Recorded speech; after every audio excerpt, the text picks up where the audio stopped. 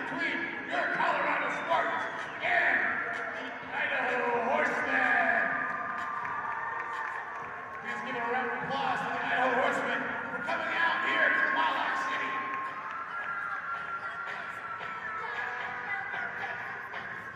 Ladies and gentlemen, I want to direct your attention down to the middle of the field for tonight's dancing for your Colorado Spartans cheerleaders.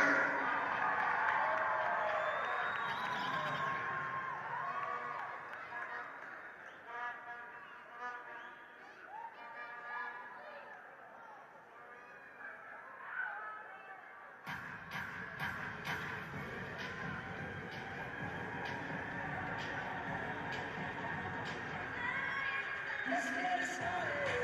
Let's get it started. Yeah. Let's get it started. Let's get it started.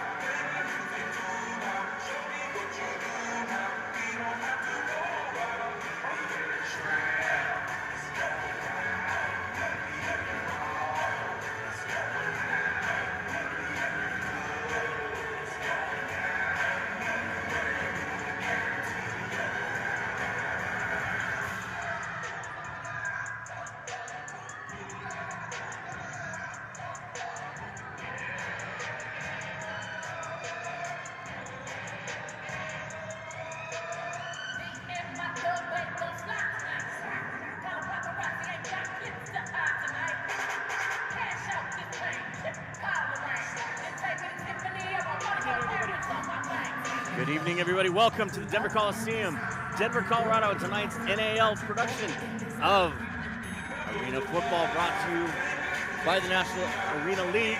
Tonight, contest here in Denver is the Idaho Horsemen visiting the Colorado Spartans. I am Nick Barcelona, joined by my partner Joe Rico. Rico, we talked about it last week. The Spartans were painting themselves into a corner, and last week, early in the season, was a must-win.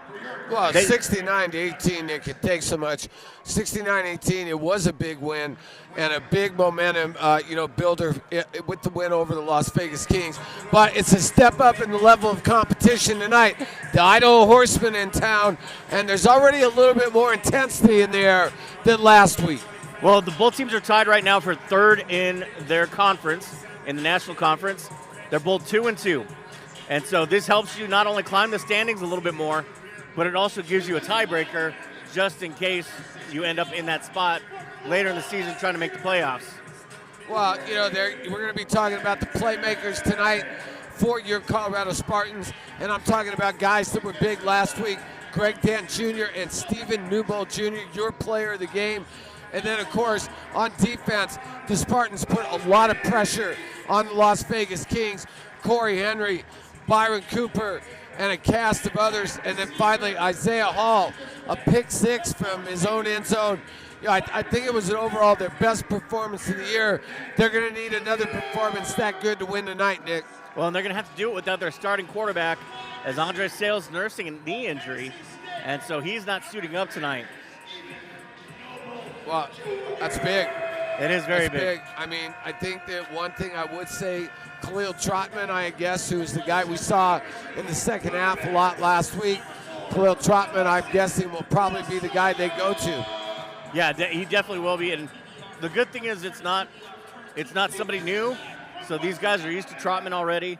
He came in and played a lot of the second half after the Spartans just established their dominance last week. So he's got a couple games under his belt with the Spartans, and hopefully they can just maintain that same momentum they had last week. Well, and that means the Spartans defense is going to have a real big performance again, Nick. And, Aces Gandy, DeMario Mays, these guys. And then, of course, also we got to give a big shout out to Alexis Rosario. We did not have his number last week, but we do this week. That guy was a beast, and he's going to have to come up big again tonight, Nick. He's going to have to run angry, and as well as he ran last week, I anticipate another high production night for him. Well, without your starting quarterback, you always need the running game. That's usually the backup quarterback's best friend, and I don't think that's any different in arena football. And again, that big pass rush. It looks like they're announcing the Spartans defense. By the way, man, the owner, Tony Thompson, was in uniform tonight wearing number 91. Is there any chance at all we'll see him in action tonight, Nick? After what he said last year when he suited up for the Spartans, I don't see that happening. I think he's just happy to support his team. And, I mean, you know, once the game's in your blood, it doesn't leave. So he's clearly showing that he still looks good in uniform and he knows how to wear it. Well, this one is going to be a barn burner. The Idaho Horsemen, the Colorado Spartans. And, you know, these teams are really, really at a crossroads. Both teams, as you said, right at 2-2. Their seasons can still go either way, right? I mean, plenty of time left for the Spartans to get right back in the thick of things. A big win tonight, it puts them at 3-2. A loss, it's going to be tough. The other thing I think last week we might want to comment on is Luis Feria. His kicking was great. You know, I thought he was much improved over the previous weeks. I thought he really lifted the Spartans kicking game. Very much so. There were a couple times he was pretty close to a deuce. And, you know, just, again, the configuration of the Coliseum being an older venue, a couple times he ended up kicking it off of the scoreboard that hangs above midfield, but he worked around it. He was using it to his advantage. I mean, I'm sure he was close to a couple other kicks as well, but Feria's in a right mindset right now, and that's what that 1 point could be the difference between a win and a loss. Well, the other thing is he tried the different angles from the left and the right. You know, he tried a couple different ways, as you said, and he was very close on a couple ones. He missed that deuce by just a couple feet a couple times, and I think that we may see one successful tonight by Luis Feria. Spartans are just finishing up, as Coach Shaw has announced, and the Spartans will meet up at midfield. Yeah, Andre Sale on crutches tonight as he sits and watches his team. So, yeah, he obviously will not be back in action.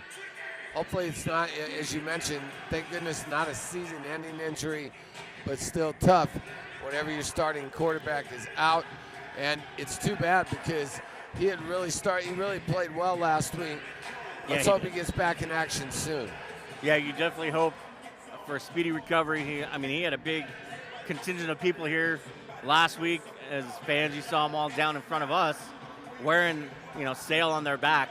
Yeah, well, I'll be honest, the crowd looks a little bigger already, and we haven't seen the walk-up crowd, but just based on what I saw last week, maybe some friends told some friends, hey, Spartan football was pretty fun. And, I think you're going to see a better played game tonight by both squads. I think it's going to be crisp, much more NAL-like, and I think that the Spartans are going to go moving up in a level of competition again tonight with the Idaho Horsemen.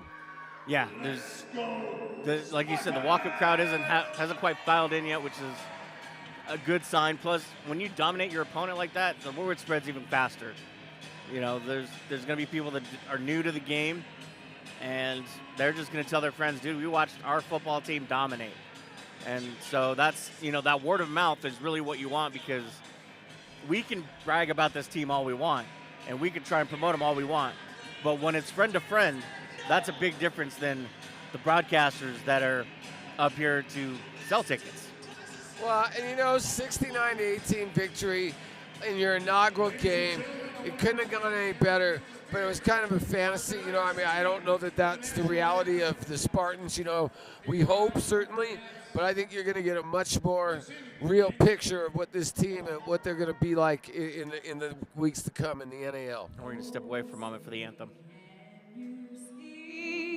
By the dawn's early light, what so proudly we hailed at the twilight's last gleaming, whose broad stripes and bright stars through the perilous fight o'er the ramparts we watched were so gallantly streaming, and the rocket's red glare, the bombs bursting in air, gave proof through the night was still there. Oh, say does that star-spangled banner yet wave o'er the land of the free and the home of the brave?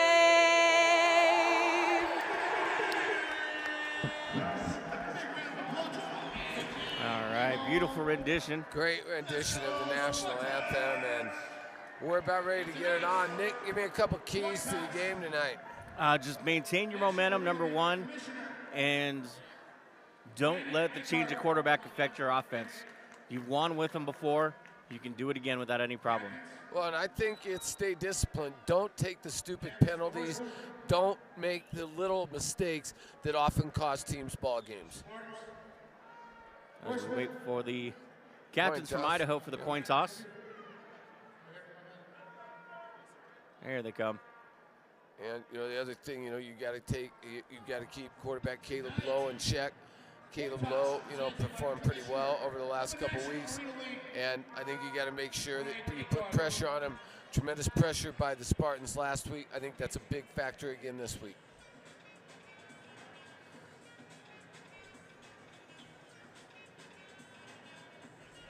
All right, they got their 4-4. I believe that.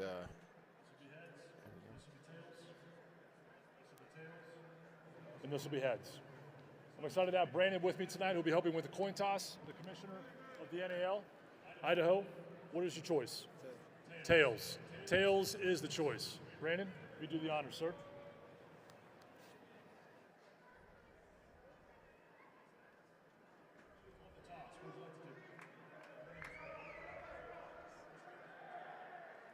That way, perfect. Stay right there. Colorado wins the toy. First, and they will kick off. Idaho Horsemen will receive. All right, so Spartans win the toss, but they elect to defer.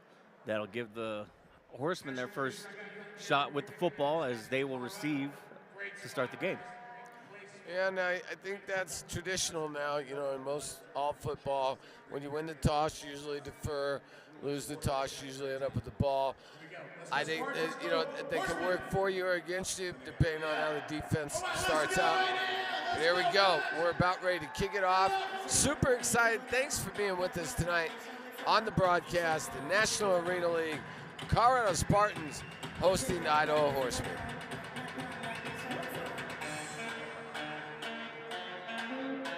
Getting their special teams out ready to go. DJ Sid providing the music again tonight. Yeah, she killed it, crushed it last week. She's done a good job of keeping these people entertained as Faria sets himself up at the near side. Make sure if you have not been down to check out a Colorado Spartans game, you're here next week. 3 more home games in a row still. Make sure you come check us out next week. Then also the end of April and May 3rd. Catch all the action, your Colorado Spartans. Actually, I believe 2 more home games in a row after this one. Rashad Flanders will set himself up in the end zone to receive the kick.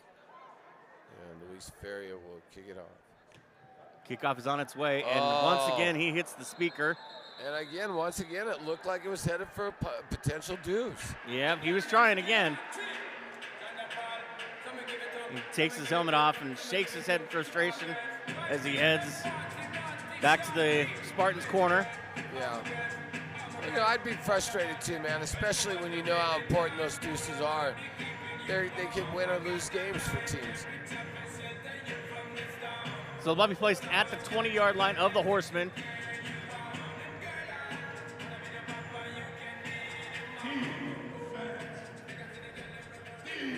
Caleb Lowe, the starting quarterback for the Horsemen tonight. Had a pretty productive game last week. 10 completions on 14 attempts for 130 yards and 4 touchdowns. Well, he looks like he has some pretty big targets on the outside for sure. Quick snap and a fake handoff the first time to a second handoff. Oh, and the Spartans are defense there. once again. Spartans defense are there. And number 3, Cam Hale the second, man, he had nowhere to go. It's going to be a loss of 1. I'll bring up 2nd down and 11 after the loss. Quickly out of the huddle. Cooper was just, again, right there in the backfield. Corey Henry, Sam Hamden. Twins to each side. Empty backfield. Sam Hamden. Low drops back to the near side. Oh, nice ball, nice Pass catch. is complete nice at catch. the 20, just shy of the 25, and forced out of bounds at the 20, excuse me. That's number 13, Justin Clarkson. He's a big, imposing target. Reminds me a little bit of Robert Carswell Jr. we saw last week for the Kings. Justin Clarkson, he's going to be a guy you got to keep your eyes on. Demario Mays almost with an interception. Just missed it for the Spartans. 3rd down and 1. Low again, empty backfield. Quick drop back, quarterback draw, trying to get to the first down marker, and he did can't. not get there. Great play by Elias Gandy, or Isaiah Gandy. Great play by Gandy, and that sets up a 4th and 2. I imagine they're going to go for it. Well, officials look like they're going to give him the. No, they did move the it's marker 4th now. down. Yeah, it's 4th It down. is 4th and 2. Yeah, Originally lost looked it like too. they was going to keep it where it was, but they decided different. They're going to have 2 motion men deep and 1 receiver to each side. Motion men take off. Low, quick pass, complete at the 15, and tapped just as he was down. That's Kyle Hansen, Good for wide a first. receiver out of Greenville University. Good for a first down for the Horsemen. Let's go, Spartans! Trips left. Running back will flank low to the right. That's Cam Hale, the second in the backfield with Caleb Lowe. Wait for the marker kids to get out of the way, get behind Coach Shaw at least. Low drops back, 7 steps, keeps going. Throws it towards the end zone. Oh, what a catch. I think it Intercepted, was possibly. intercepted.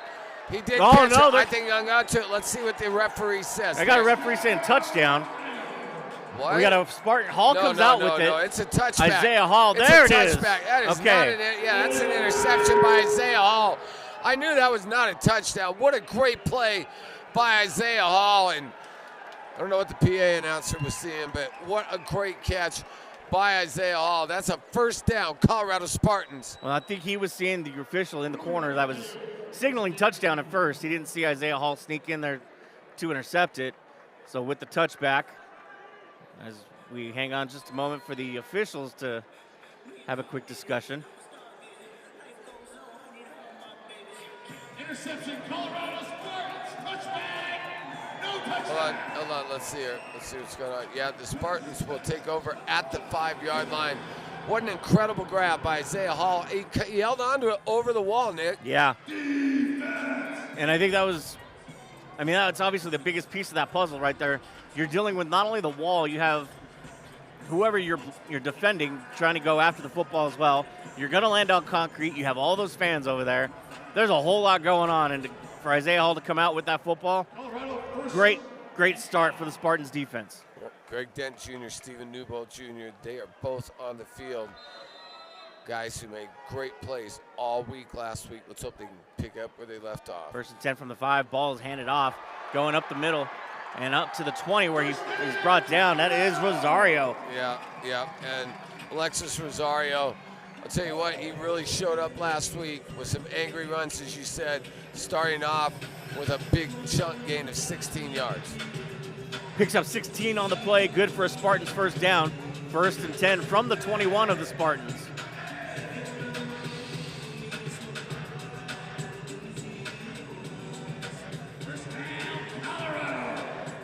We'll have 2 motion men set deep.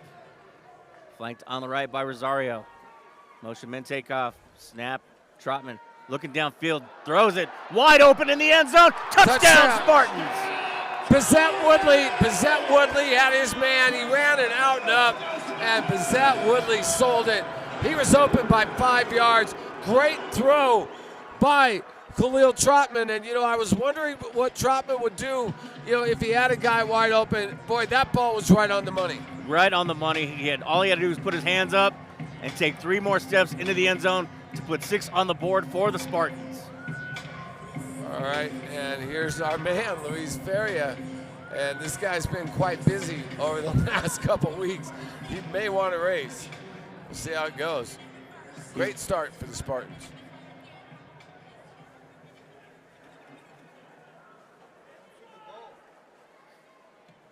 Kick is up, and it is good.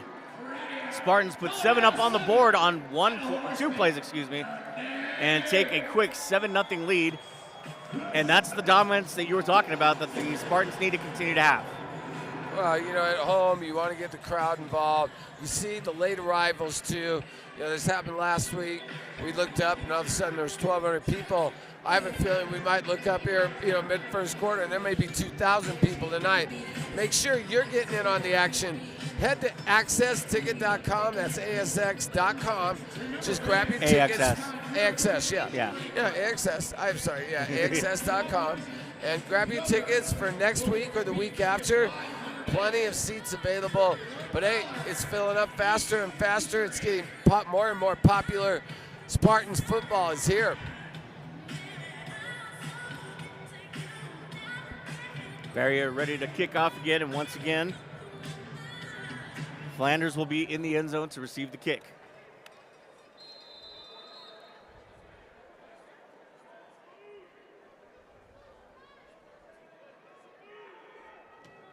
Barrier's kick once again goes too high this time and hits the support beams of the scoreboard. I think that ball once again will come out to the 20-yard line. You do say, you know, unfortunately, when you hit the scoreboard, I know you want that deuce, but you are setting up the opponent. It was good field position at the 20-yard line versus a touchback where you get the ball at the 5-yard line. So the Horsemen will come out again for their second possession. 10-14 left to go here in the first quarter. 7-0 Spartans. We're just coming off of a Spartans touchdown. We'll see what this defense has in store for the Horsemen. They're going to send 2 men in motion this time, set them back. They're each going to settle in the 5. Travion Mosby, number 1, another guy we didn't see much of last week in the Low. game. Oh, wow. Sam Ammon. And, you know, I talked to Coach Fred Shaw. He said Sam was our best lineman. I said not last week, and I think Sam may have heard me. Big play by Sam Ammon. He beat his man and just manhandled the quarterback, Caleb Lowe. Lowe takes a sack, pushes him back 8 yards. Second down and 18 after the big sack. That's exactly what you want on defense. Get him behind the chains, get him in second and long. And, you know, now you take advantage of it. This is how turnovers are created all the time. You just got to wait for those D-backs to make sure that they stay close to who they're covering. D. Mays, always notorious for making sure he's close, so we'll see what happens here. And Isaiah Hall, I mean, he's been all over the field. He's had 2 interceptions in the last 2 weeks. Lowe sends his single man in motion. Rolls to his right, downfield, passes incomplete. And I believe that would be Mosby, the guy I was just talking about, Travion Mosby, number 1. Nice technique. He dove right in front of the receiver and batted the ball away. That you couldn't coach it up any better. Kyler Henson, the intended receiver. That'll bring up 3rd down and 18 from the Horsemen 12. I expect to see some pressure here. I know you can't. You got to have a delayed blitz, but I expect to see a 4th rusher here for sure. 1 man in motion, comes up to the line. Low, dropping back, pressure coming. Looking Big downfield, pressure. panics, He throws threw a it football, away. and it'll go out of bounds. Throws it away. Intended for Cam Hale the second. The referee looking around, man. Boy, that sure looked like a grounding penalty. I didn't see anybody in the area. He just threw the ball, running for his life. 4th and 18. I mean, obviously there's no punting in this game, so they will go for it. Spartans looking to take over on downs or, you know, intercept the ball. Spartans pass rushes looked refreshed this series. They have a sack and also a couple real quick pressures. Quick change of personnel for the Horsemen. They're going to go with a tight formation here. Looks like they're going to kick. So Flanders will be Well, he's going to try Out there trying to kick a basically field goal. a 55-yard field goal. Flag goes flying as the kick goes up. Bounces in the end zone, picked up. Dodges a tackler, trying to get out of the end zone, does. It's Hall. And is taken down about the 4-yard line. Let's see what that flag is. Let's see, is Byron Cooper okay? Yeah, and the flag, I think it's way back at the line of scrimmage, right? Let's see what happened, Nick. Is there going to be some form of illegal formation, or is this penalty on the Spartans?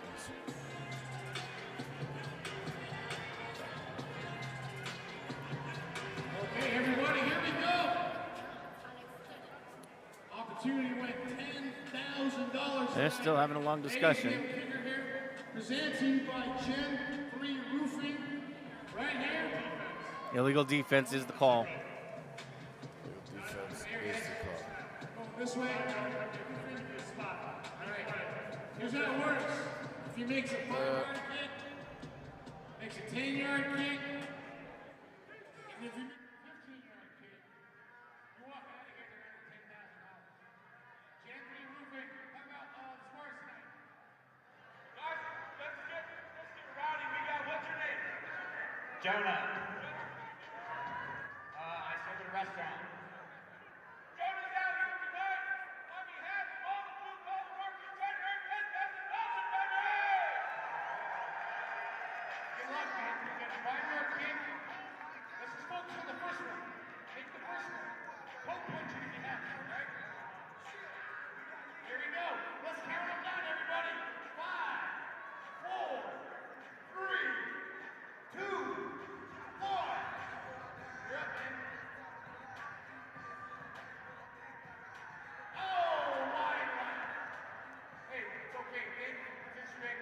Hey, real quick, Gen 3 Roofing. You guys do a great job here in Colorado. How do we get a hold of you? Something's going on in your house. And you got some corrections. Idaho is what you bet. We love to help everybody out, guys. Result is life. Ball is life at the 5-yard line. Result is Gen3.com, Colorado. We love to see you guys. We help you guys in the process. From A to Z, we take it. It's very easy. We can take care of you guys. We love Colorado Spartans. Let's go, Spartans. Let's go, Gen 3 Roofing. All right, boys, let's go.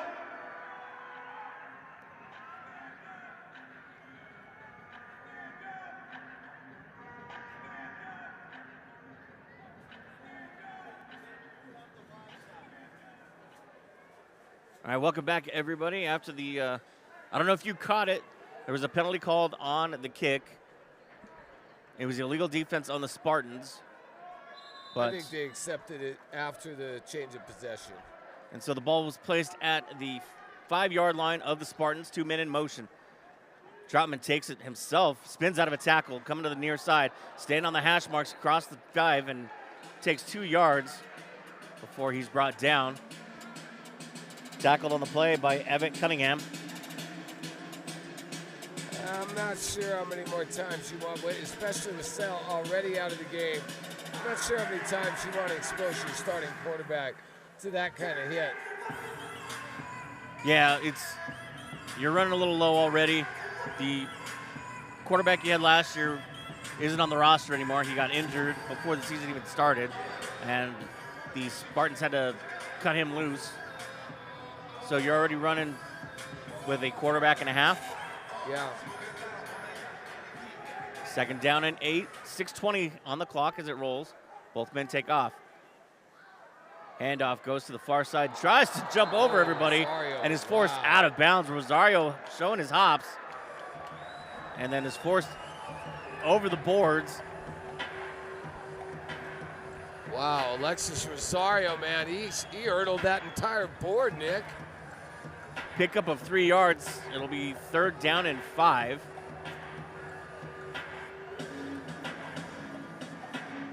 Well, it's a big series. You want to take control of the game. 2-touchdown lead. That's the kind of start you really look for in the first quarter, especially at home. You want to take control of this game as soon as you can and hope to hang on. Empty backfield, 2 men in motion. Pressure coming. Trotman throws the football. Flag goes flying. That'll probably be offsides. I'm surprised they let it go that long. And Coach Fred Shaw wasn't too happy about it either, if you could see his reaction on the play. Those are the ones they usually stop the play for.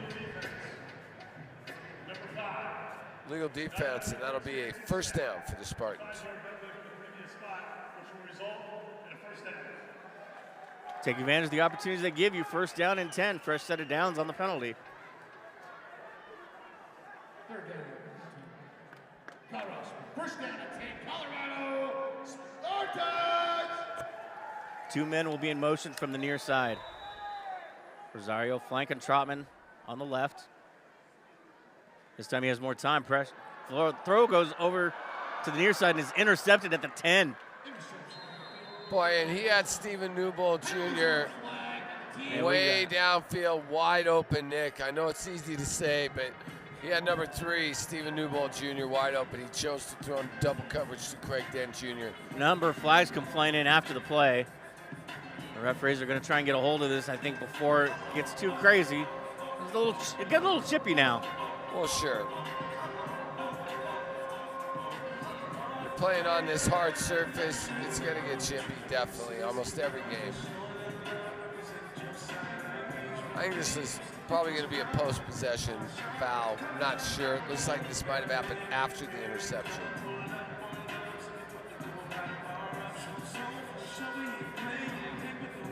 Let's see here. During the return, personal foul, blindside block by the intercepting team. That foul will be forced half the distance. Will be a first down for the defense. Those are those dumb penalties we talked about before. Yeah, and I guess if those are going against the Horsemen, that's a good sign for the Spartans. So now that we officially have a media timeout, we'll step away for just a moment here on the NAL Network. My name's Noah Payne. I'm one of the event coordinators here at Main Event Highlands Ranch. Main Event in Highlands Ranch is special because we provide family fun as well as all ages fun for any age group over here. We've got 50,000 square feet of family entertainment as well as full service bar and full catering and event center. Our laser tag is the most enjoyable. All of our games we have is 135 games of opportunities that they can play.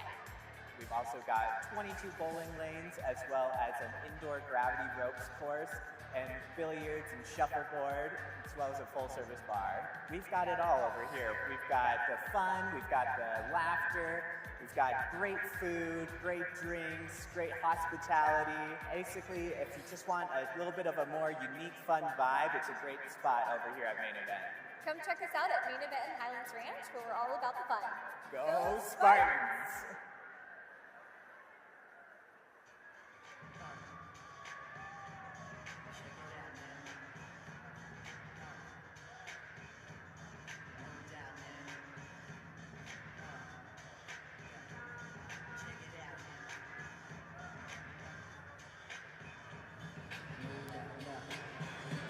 Welcome back, everybody, to NAL's presentation of National Arena Football. Coming to you live from Denver, Colorado. Colorado Spartans hosting the Idaho Horsemen right now. Spartans have a 7-0 lead with 5:17 left to go here in the first quarter. Nick Archuleta along with Joe Rico bringing you all the action. Oh, you're going to criticize him again? Alex, you mean? Yeah. Is he going to get it right? No, he has no idea what he's talking about. But it's okay. Yeah, it's the Blanco Reposado Cristalino Aneo Extra Nail. There you go. Suavecito Tequila. Proud partner of the Spartans. Proud partner of myself. I love it. After the penalty, ball spotted at the 6-yard line of the Horsemen. First down and 10. Empty backfield, no motion, man, as they go twins to each side. Lowe, fearing for his life, throws the football downfield. Has a receiver incomplete as it bounces into the crowd. A little too low for his intended target of Henson. Nice pressure again by the Spartans defensive line. Almost the safety. Sam Ammon was just a couple steps away. Lowe had to vacate the pocket pretty quickly there. Well, and you want that because it turns it into a scramble play. It throws the timing off. You need to keep the pressure up.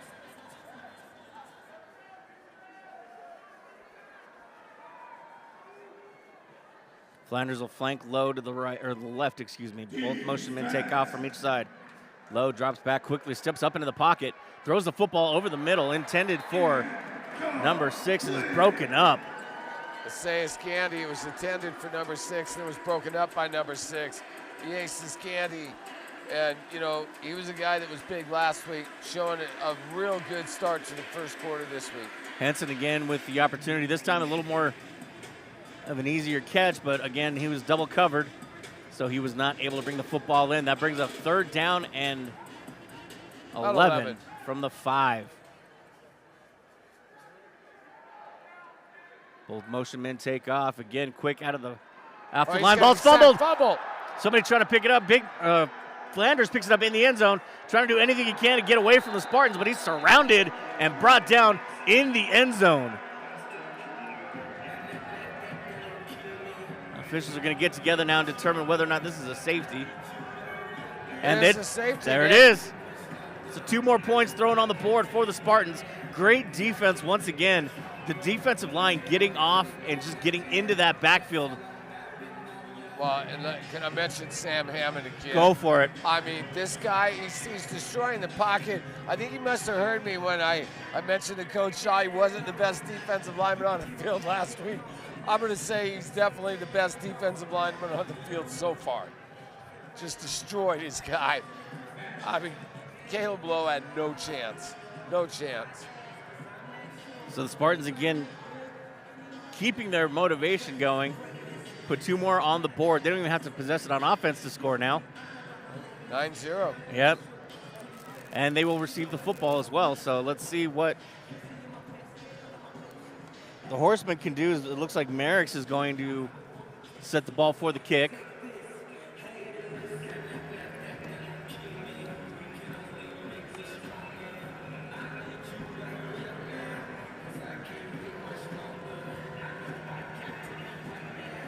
Wait for the chains to get off the field and the Spartans to get themselves set.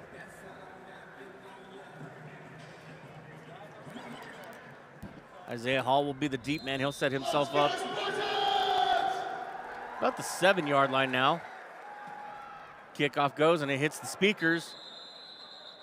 Dead ball. So no return. That'll be Spartans ball at the 20-yard line. Great field position for Trotman and the Colorado Spartans. They will have themselves set with a 1st and 10 from their own 20. And you have a turnover for points, and your offense is going out there now.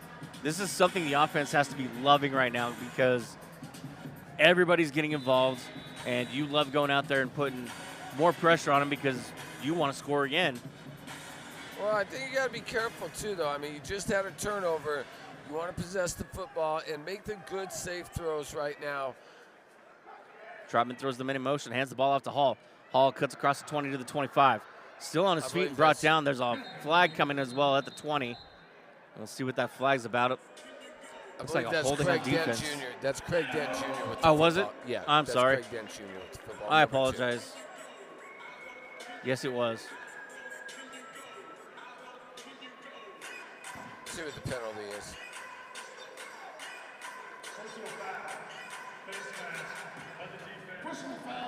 Face mask on the Idaho Horsemen, Nick. Big penalty all the way down to the Horsemen 11-yard line. So Greg Dent Jr. with a big run, gets his face mask tugged on and adds an extra 15 to what he had already picked up. 2:53 to go here in the first quarter, 9-0 Spartans. Well, they ran that inside run that they had success with last week once again, and I think we'll see that a couple more times as you get closer to the goal line. Rosario on the right of Trotman.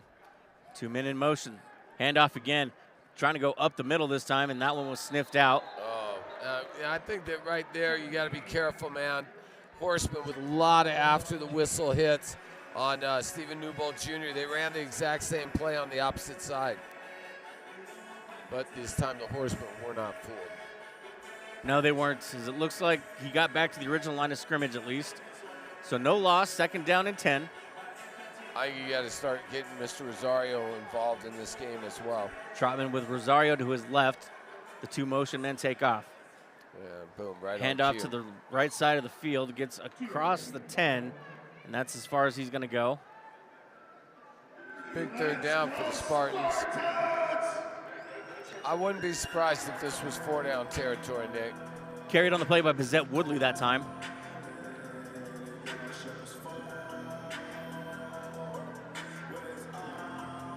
Trotman getting his marching orders. Ball at the 10, 3rd down and 9. Big play here. You don't have to get into the end zone either. You can get to the 1 and get a fresh set of downs too. Yeah, you do have an ability to get a first down at the 1-yard line. Both Dent and Newbold Jr. to the left, Woodley to the right. They both take off. Trotman immediately looks at him, then starts looking downfield, has plenty of time to throw, and overthrows his intended target of Rosario. Boy, he was behind him, and Rosario barely batted that ball down, Nick, or we could have been looking at another interception. We might see, are we going to see Luis Feria attempt a field goal? Coach Shaw's pointing to the corner, so it looks like Feria is going to come out. And why not? Points. Your defense is out, just pitching a shutout. You need points or at a premium in this game, and Feria has been extremely accurate over the last 2 weeks. Relatively close range. The only difference is the goalposts are a little more narrow.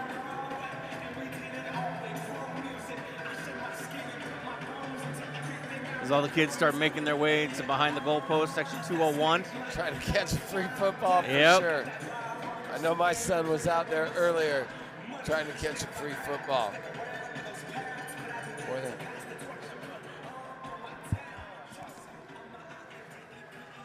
Farrier ready to go. 17-yard kick. It is up, and it is good.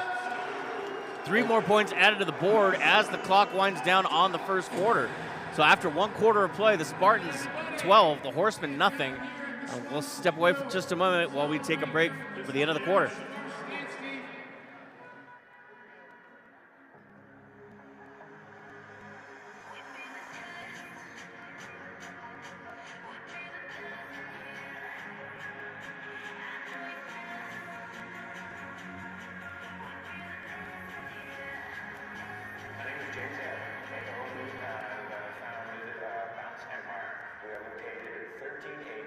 South Public Road in Lafayette, Colorado. We are the #1 inflatable amusement park in the world, the largest by far inflatable amusement park. Located here in Lafayette, we have 50+ attractions, and they're all completely unique. So you're not going to get the same thing, multiple times over. We've got the longest obstacle course in the world indoors. We've got the tallest indoor slide in the world, and all sorts of activities and games. So depending on whatever you're into, we've got that. Not to mention, we have a 360-degree concert stage, one of a kind, that comes out right in the middle of our amusement park. You name the party, and we can host it. I don't care if it's a wedding party, if it's a camp, if it's a corporate event, if it's a birthday party, kids or adults, we've got every single space. When it comes down to hours, the website is definitely the best place to go. Friday, Saturday, we're open till 2 a.m. Generally, our main hours are Thursday through Sunday. If there's customers, we'll be open.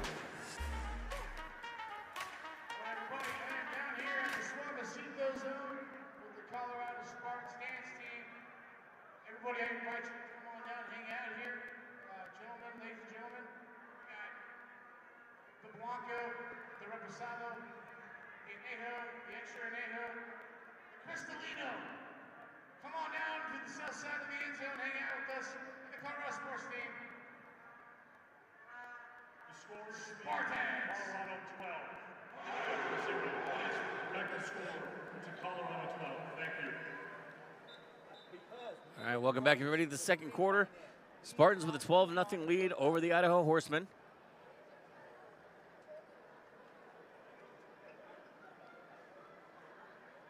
Faria just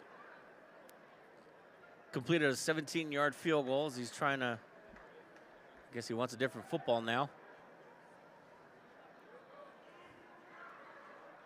Kickers are picky. Kickers are a different breed, that's for sure. Yeah, well, I'll tell you what, man, he's been a breath of fresh air as far as I'm concerned. He's really, really shored up the kicking game, and I'm a firm believer that these field goals and these deuces make a big difference in the game. Let's go. Well, and like even when we met him at the meet and greet when they unveiled their uniforms, he's going to kick it onto the ground, picked up at the 13 and carried to the 20, trying to get around everybody and forced into the boards is Sam Malala. A little chippiness as Woodley from the Spartans just slams him into the boards. And they're still talking a little bit. You said this was chippy a while back. I think it's gotten a little chippier. So the ball spotted at the 22 of the Horsemen after the turnaround from halftime. Confused myself for a second. 1st and 10 for the Horsemen. Well, and the Horsemen have to be trying to search in their playbook. They have not moved the ball against the Spartans defense up to this point.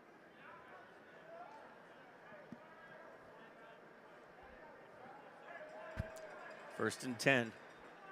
Lowe has 2 running backs to his right. Flag comes flying in as the ball's handed off across the 25 to the 24 of the Spartans. We'll see what the penalty marker is. Carry.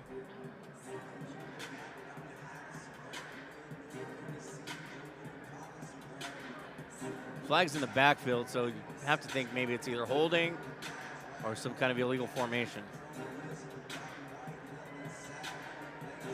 Here we go. We'll hear from the referee.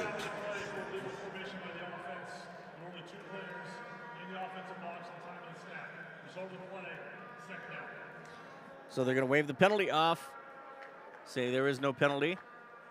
Brings up 2nd down and 8 after a pickup of 2.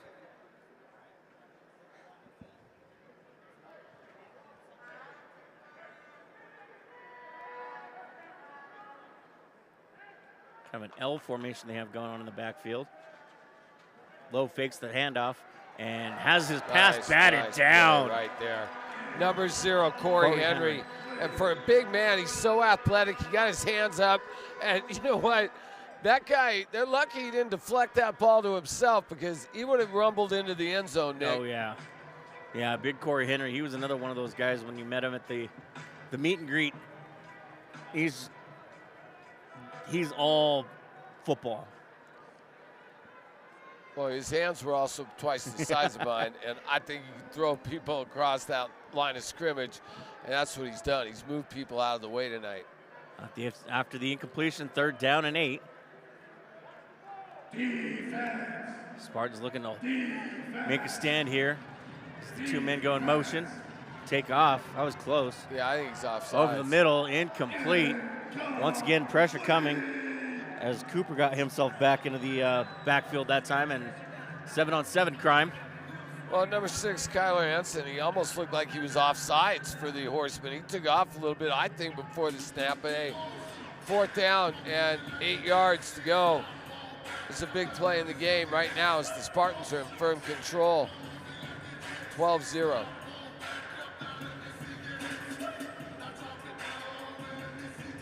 So the Horsemen will go for it to keep their offense on the field. Ball at the 24 of Idaho.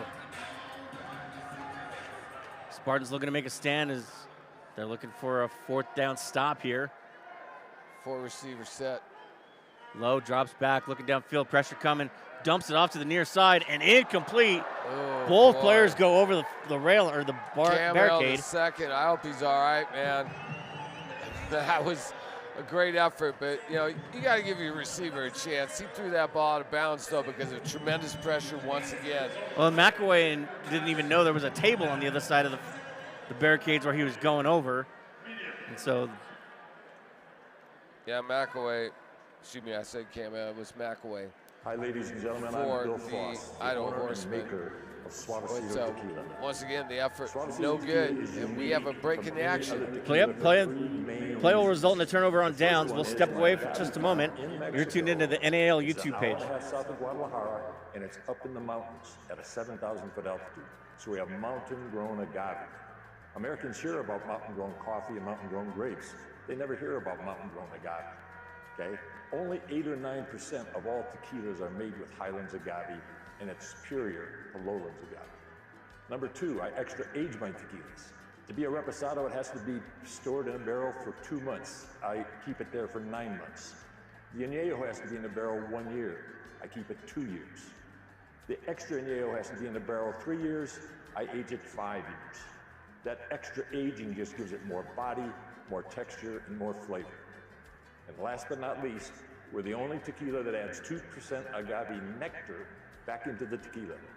This little bit of agave nectar eliminates the burn going down your throat. Makes Suavecito tequila the smoothest tequila you will ever drink.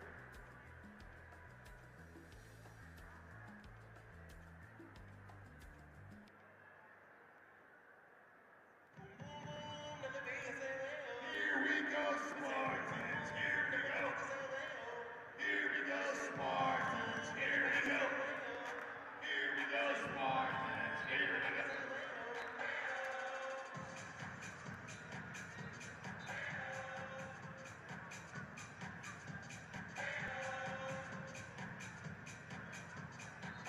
Colorado Spartans, let's go! 12-17 left to go here in the second quarter. Spartans lead 12-0 as they take over the ball after a turnover on downs. Ball spotted at the 24 of the Horsemen. Short field this time for Colorado. Well, it's important they get it. I think they need to get it into the end zone. They've fallen short in the last 3 drives. You know, if they want to take over this football game, they need to score a touchdown on this drive. 2 motion men take off. Trotman drops back over to the far side. Passes complete on the sideline. Coming across the 20 to the 22 and brought down once again is Rosario. Well, I like Rosario because, you know, you can pitch it to him, you can hand it to him up the middle, and you can throw it to him. He's a triple threat.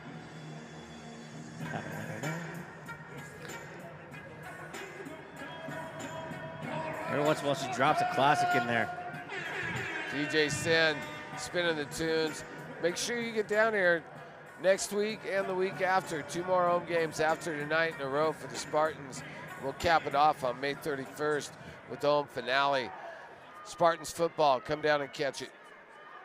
2 men take off. Trotman pitches it behind the line of scrimmage. Backwards pass. Denton Jr., the intended receiver, incomplete.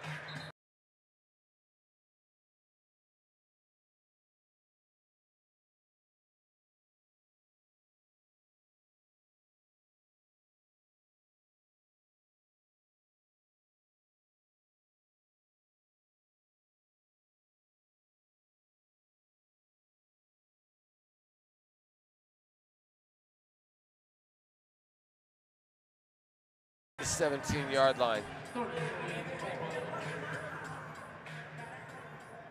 They're down in 3. Short yardage to gain. See what they can do. First handoff was faked. Second one is good. But that's going to result in a loss of a yard as Rosario couldn't spin his way out of trouble. I don't think you'll see Ferry on this one. I think you'll see the Spartans go for it.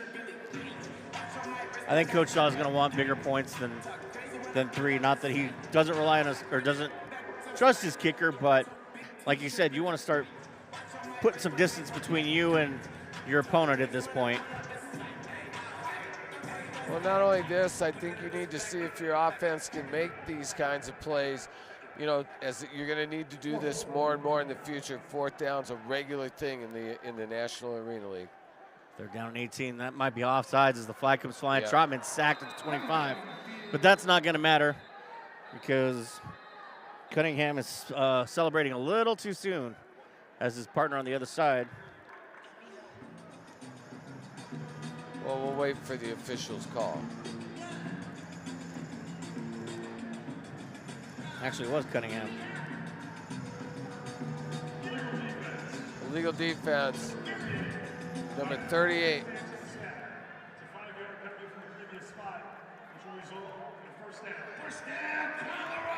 Well, that's a big first down. So a big Nick. penalty right there again, because that gives Colorado a fresh set of downs.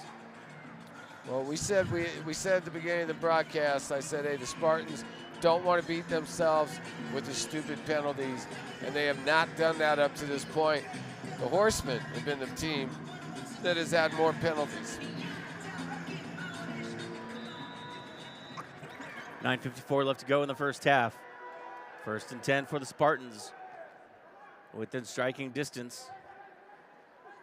Trotman takes it himself on the quarterback draw, gets across the 10 and brought down about the 8. Well, Khalil Trotman, he can throw the football, but I think you're really looking at him as a running quarterback around here.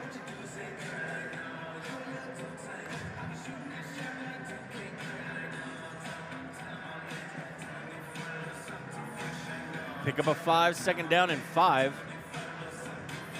This is definitely where you want to be. 2nd and manageable, your whole playbook's available. Horsemen trying to get one more man out there. And they're not too happy about it, so they will call their first timeout of the half. 9:04 left to go here in the first half. Spartans up 12-0 over the Horsemen. You're tuned in to the NAL YouTube page. 60-second timeout. All right, everybody, I want to get your attention real quick in the middle of the field. I want to showcase a couple guys. Denver Fools! Denver Fools, we got Nate Frank. We got Nate. What's up, Denver Fools? What's up, Colorado? How we doing tonight? Let me hear y'all make some noise. I can hear you get louder than that.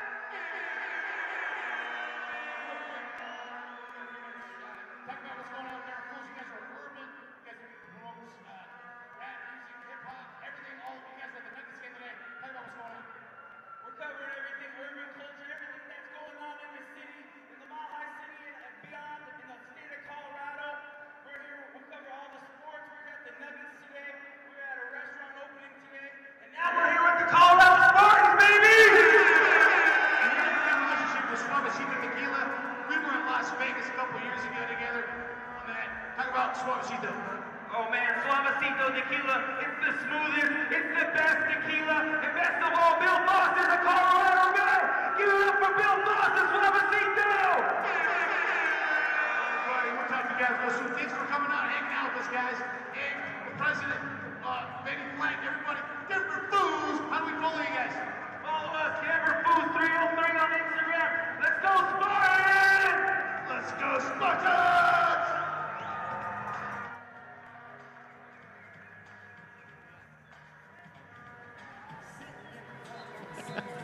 Oh boy. That was interesting to say the least. 9:04 left to go here in the first half. Just coming out of a timeout for the Horsemen. They have 2 left. Spartans still have all 3 of theirs.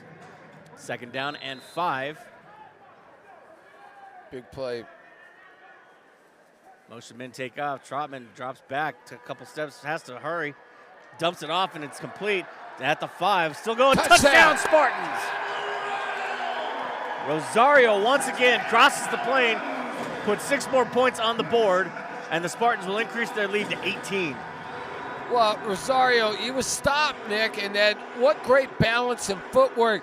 He dove in from the 3-yard line, and I thought he was going to be stopped around the 5.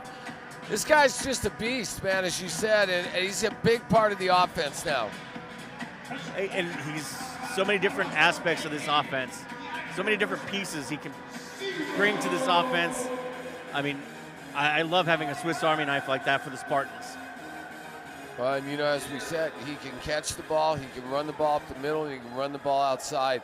Triple threat, touchdown Rosario, touchdown Spartans. Very high snap, brought down. No big deal. Ferry no up. good. Oh, no good. As it will go to the right of the uprights. A little rushed on the kick because the snap was high, so you'll have to assume that kind of hurt his timing a little bit there. 19-0 Spartans, 8:01 left to go in the first half. And Joe, this is slowly starting to become like last week, but it's just not quite there yet. The Well, I want to say one thing. I think it's better than last week because the level of competition is better. And defensively, the Spartans are maintaining a shutout. Yes. And, I mean, this is arena football. It's pretty tough for a shutout for any lengthy period of time. I'm not sure they'll make that through the whole game. But, you can't do any better in my mind than 0 points allowed with just a little over 9 minutes to go in the second quarter. Great job up to this point by the Spartans defense. Very much so. And they're doing it in front of a home crowd that, once again, kind of starts getting in here a little quicker.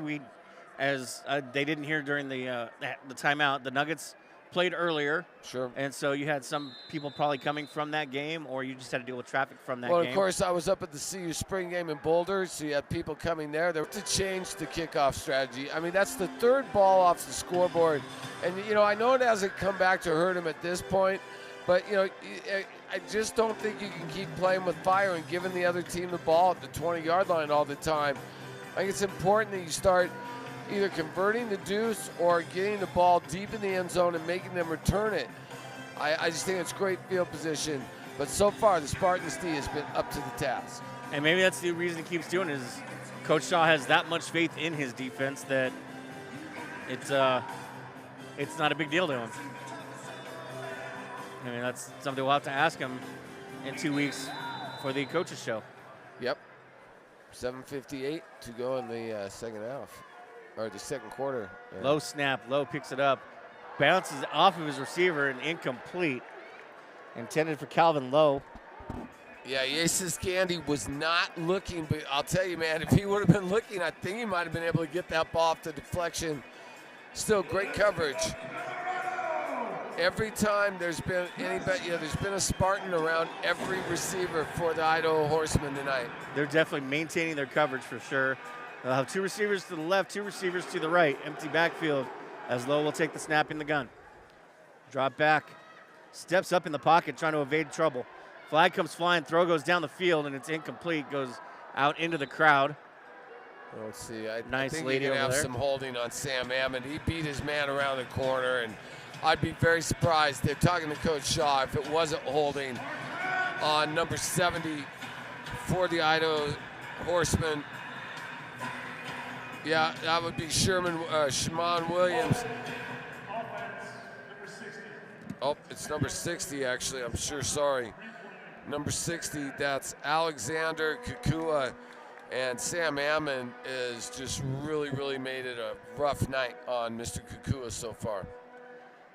Yeah, all 3 linemen have made it a long night for Lowe so far. Yeah. I mean, you can't look up without him being pressured and having to step up and roll out.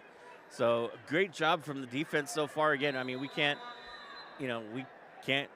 say enough about them right now. This has been a better defense than they've had earlier in the season. Well, and it's 2nd and 20. These are the kinds of things where you can get some turnovers. Big pressure once again. Lowe trying to get my away goodness. from pressure. Corey Caught down by Henry. Wow, Corey Henry, Nick. I can't believe it. What is going on? Is he part of the Horseman team? He's in the backfield. I get so excited when I see that guy.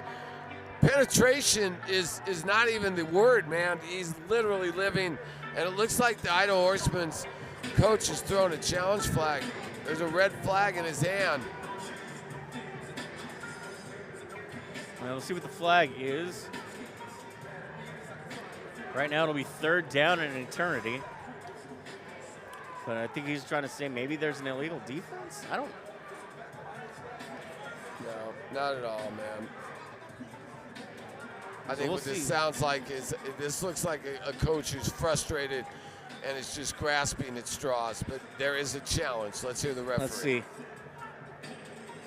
Sorry, Jay, they got to cut you off. Idaho was elected to challenge whether or not there was a legal defense on the previous play. I thought. Previous play is in further review. Well, you said desperation, and I mean, you're trying to do all you can to if you're Idaho at this point to find any way to shift the momentum, because right now this is all Spartans, and he doesn't know where the replay table is. I'm going to be honest. I think it's more than momentum. This is a physical beatdown right now at the line of scrimmage. by the Colorado Spartans. And, you know, there's a lot of hyperbole when we get information from coaches and owners and players. But, man, there's no hyperbole when it comes to the Colorado Spartans pass rush. They look really like the real deal, and it's making it difficult on guys. You know, there's no timing. They have to turn and run and scramble. I hope they can keep this up, man, because they look like a big, big, big problem for people here in the NAL. Well, the officials will be in their corner. They'll review the play. Yeah, they are calling it. They're looking at this through the NAL headquarters, I guess. Did you see an illegal defense? I mean, I just saw a wasn't pass watching. rush. It's hard to take your eyes off the Spartans pass rush, to be honest with you. Well, I was too committed to watching the ball. Yeah. And illegal defense sometimes can be like a strike zone. It can kind of float a little bit. Yeah. Yeah. Because that 5 yards, it kind of moves back and forth sometimes, it feels like. Well, but, and also, did somebody do a twist or a stunt? Yeah, I mean, you never know. I wasn't watching anything but I'll tell you what, they didn't have a lot of time to do any kind of illegal defense because the Spartans pass rush was in on low within maybe a second and a half. He's had no time tonight to do anything. No, he has not. Like you said, the pass rush has been just all over him right now. Look at the size of Corey Henry and Sam Ammon as we watch them standing, man. Those are some big guys, man. Oh, yeah. Well, even, again, when we had the meet and greet with them, I mean, I'm not big by any stretch of the imagination. I'm nowhere near tall. I'm 5'6". And just standing next to those dudes, it just reminded me that I am small. Yeah. That's like the greatest quote from Plankton. I am small. Hey, man, I'll tell you what, who doesn't love Plankton? I'm 5'10", but when I stood next to Sam Ammon, I looked small.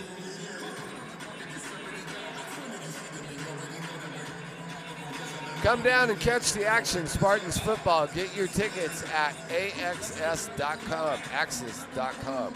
And the challenge, they've come to a decision. All right, the officials are coming away from the table now.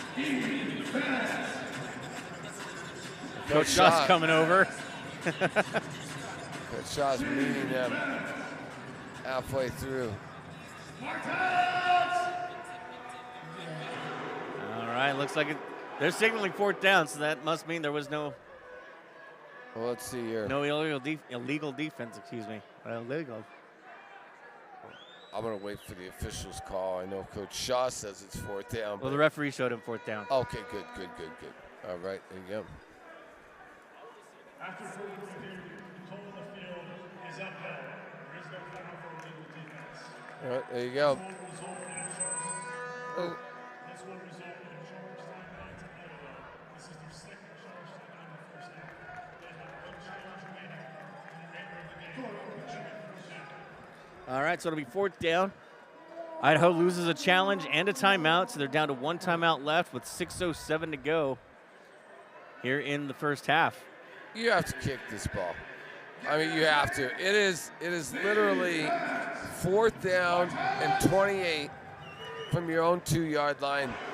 And if you're going for this, then again, you know, you're desperate. You're desperate for whatever you can get. Lowe's still out there. I think you have to kick this, man. I mean, if you give the ball to the Colorado Spartans at your own 2-yard line, yeah, they are going to kick it, I think. Well, I'm not sure. You've got number 6 kneeling down. You've got Kyle Larson kneeling down, but no. Kyle Henson, kneeling down, but no, they are going for it. 4th down and 28 from their own 2. Well, Spartans, I almost am sure, are going to rush 4. Nope, 3-man Lowe drops rush. back, heaves it down the field, and it bounces off the scoreboard, hanging in the middle of the stadium. And will be incomplete. The Spartans will take over at the 2-yard line. And I'm sorry, you know, I disagree with that call. I think you absolutely have to kick that ball. Lowe standing in his end zone with his hands on his hips. completely befuddled, it looks like.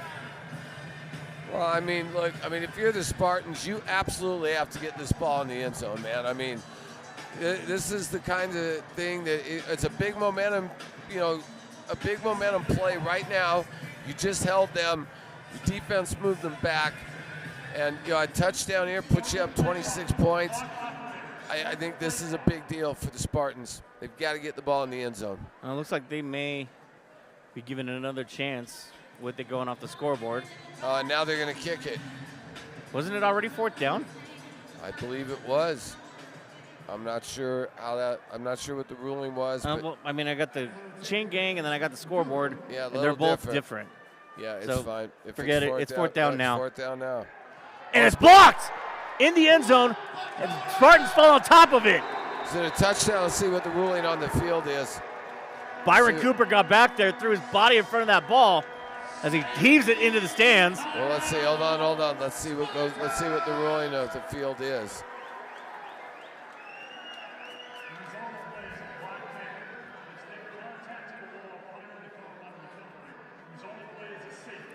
Safety from the Spartans to go up 21-0. So 2 more points added after Byron Cooper gets in there and just stops any place from happening at that point. Well, I was surprised. I didn't know if he was going to tackle the holder, tackle the kicker, or what was going to go on. But all I have to say is this guy, Byron Cooper, and Corey Henry, Sam Ammon, what a front three for the Colorado Spartans. They are a force to be reckoned with, Nick. They're, again, it is just amazing how they seem to just continue to penetrate without any problems. 4:56 to go, 21-0 Spartans. And the Spartans will be getting the football back. They're getting themselves set up right now. Horsemen, kickoff to the Colorado Spartans. Isaiah Hall will be the deep man for the Spartans. He's explosive. Greg Dent Jr. will be just in front of him as a frisbee comes flying into the field. Fans, please refrain from throwing objects onto the field as it can be dangerous for the players and the coaches. Please and thank you. What about the officials? Not sure. They're never on anybody's list. They're on my list. I care. I was an official for a long time. Low line drive going towards the end zone, and it'll go out of the back of the end zone for a touchback. Isaiah Hall trying to make some new fans. Chucks that into the crowd. There you go. Lots of free footballs given away. Make sure you come down here the next 2 weeks. Get your tickets at AXS.com.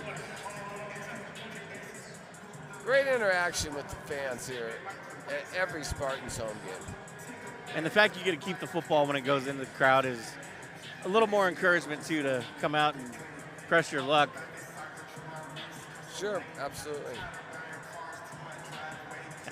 Attendance about doubled from last week. I think it's great to see the crowd. It's gotten bigger this week. And yes. Another Spartans, victory would go a long way. Certainly that's not guaranteed by any means. 21-0 right now, though, over the Horsemen with 4:52 to go in the second quarter. Trying to score in every way possible, it seems like. Yeah, I believe they have. They've scored a safety, all but a deuce. Yep. Yep, so we hope that Mr. Feria gets that opportunity later in the contest. Officials having a little powwow in the Spartans end zone. Trying to see what this is about as the ball is placed at the 5-yard line. I wonder if the ball. I think they're going to move it out to the 20. I think they're going to rule that this ball went out of bounds before it was a touchback. And it was very close over on the right-hand boards. You couldn't tell by the angle, but I believe they said the ball went out of bounds prior to the ball crossing the end zone. Big difference. It is, yeah. Great field position. And again, the Spartans have been having great field position all game anyway. So 1st and 10 from their own 20.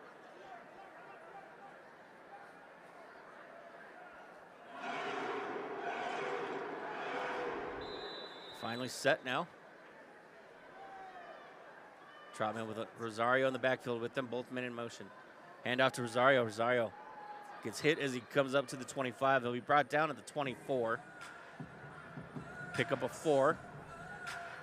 Well, even in arena football, the more you can run the ball and control the clock, you know, it's better. When you're up by 21 points, you want to be able to take time off the clock and possess the ball. I think that's the number one way to win in any football game is keep the other guys off the field. And you got to mix that with explosive plays, though, too, in this game. I like the balance from the Spartans so far. Trotman dumps it off in the backfield. Pass is complete, but he's going to lose yardage. Go back to the 16-yard line of the Spartans. Newbold Jr., the receiver. Yeah, that play has not worked. It was the ball was dropped the last time, and this time it probably should have been dropped.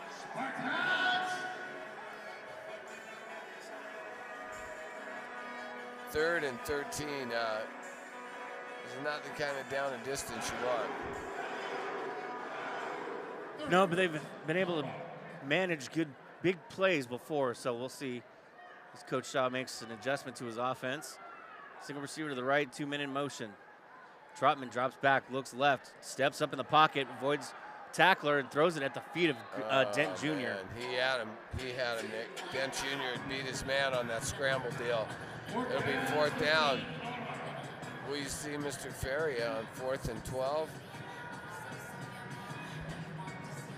I mean, there's no reason. I guess that, you know, Coach Shaw has extreme faith in his defense, so there's really no reason to see, you know, the kicker. I don't think. No, he's coming out. It looks like. Oh, here he is. Are they bringing him out? He was, and then he stops. So Coach Shaw, not sure what he wants to do. He's going to take a timeout for a moment. Looks like he's going to talk to his offense. So 2:50 left to go here in the first half. We'll let the Spartans figure themselves out. We'll step away for a moment. This is the NAL YouTube Network. Party is at the Gatsby Social Club, located at 1612 Wazee Street. Let's go, Spartans!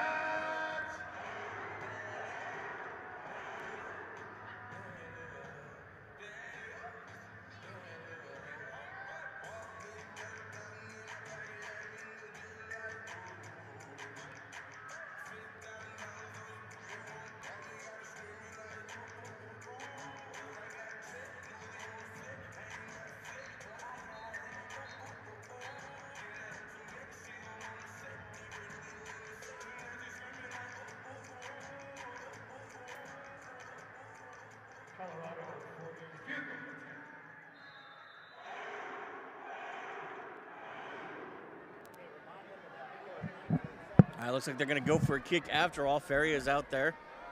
Ball will be placed at the 11.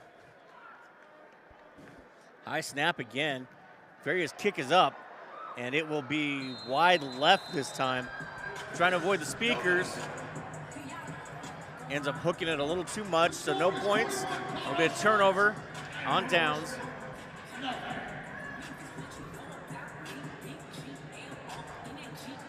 Keeps the score 21-0 in favor of the Spartans.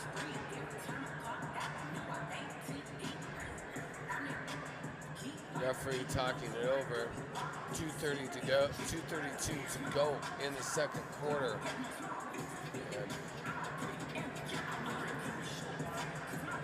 Big point in the game. Hasn't been a lot of action in the last few minutes. Horsemen have not been able to get anything going.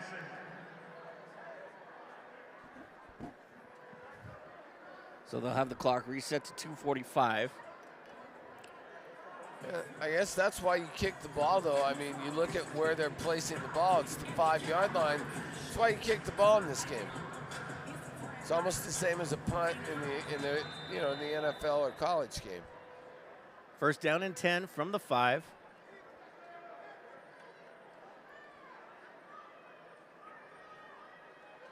Low pressure coming right away. Steps up, has to dump the ball off. Throws it well out of bounds. Knocks over a beverage while he does it. Second down and 10. And, you know, he had number 2, Caleb McInerney, and You know, McEnany was open, and unfortunately, you know, that ball was nowhere near him. I think the pressure has a lot to do with it. Maybe he's getting a little bit of happy feet. Well, he's been running for his life all game, so. Sure, no, I'm not saying I don't understand it, but, you know, he did have a guy wide open. You got to make those throws in this league.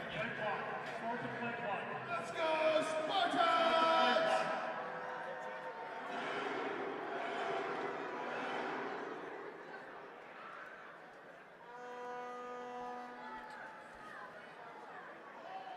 Ball complete at the 10, up to the 13 where he's brought down. Catch by Justin Clarkson. Brings up 3rd and 2. 3rd and 3.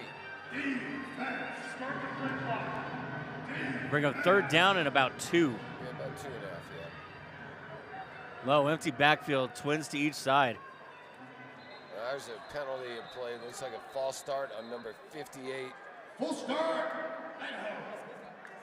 Rashard Budd. Big penalty. Big penalty. And the Horsemen have not done themselves any favors in the first half. No, and you're 2 yards away from a first down and trying to put some points on the board, and you know, you end up jumping early and push your team back 5 more yards, so you go from 3rd and 2 to 3rd and 7 now. You got to remake those yards. There we go. Empty backfield again is Low. Over the middle, passes incomplete. Flag came flying after the pass was thrown. The ball was just flat out dropped right there by Kyle Henson. That was a nice throw by Lowe. And there wasn't a lot of pressure. They only rushed 2, dropped everyone back in coverage. I think you might see an illegal defense on the Spartans. Henry talking to Coach Shaw. It's a 5-yard penalty. Replay. 3rd down. Replay, 3rd down. 1 minute and 4 seconds to go in the first half. 21-0 Spartans. So the penalty will be on Colorado. They'll move the ball back up the 5 yards the Horsemen just lost on their penalty.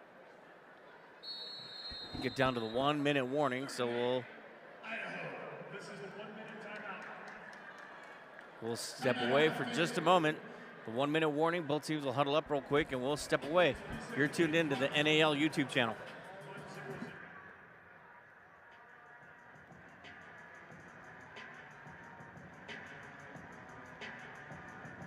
All right, everybody, tonight's after party is at the Gatsby Social Club, located at 1612 Wazee Street, downtown Denver. Let's go, Spartans!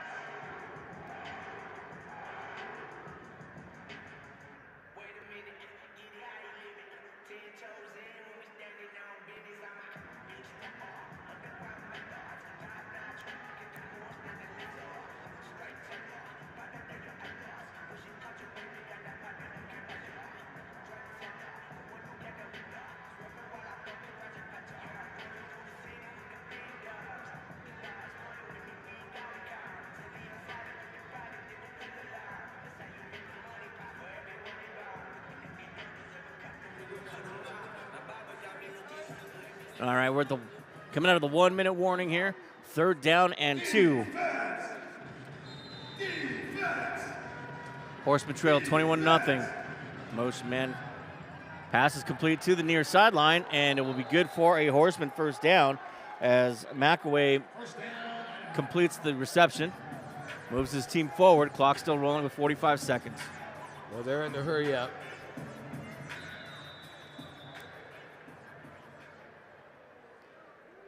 The referee will stop the clock for just a moment. Let me see what's. Clock operator, please reset the game clock to 55 seconds. The clock should have stopped for a first down. The game clock will start on my signal. There's a first down for Idaho. So a little clock error there as they reset the clock to 55 seconds. Make sure you hang out at halftime. We have some really cool promotions, especially for the kiddos. Let's go, Spartans!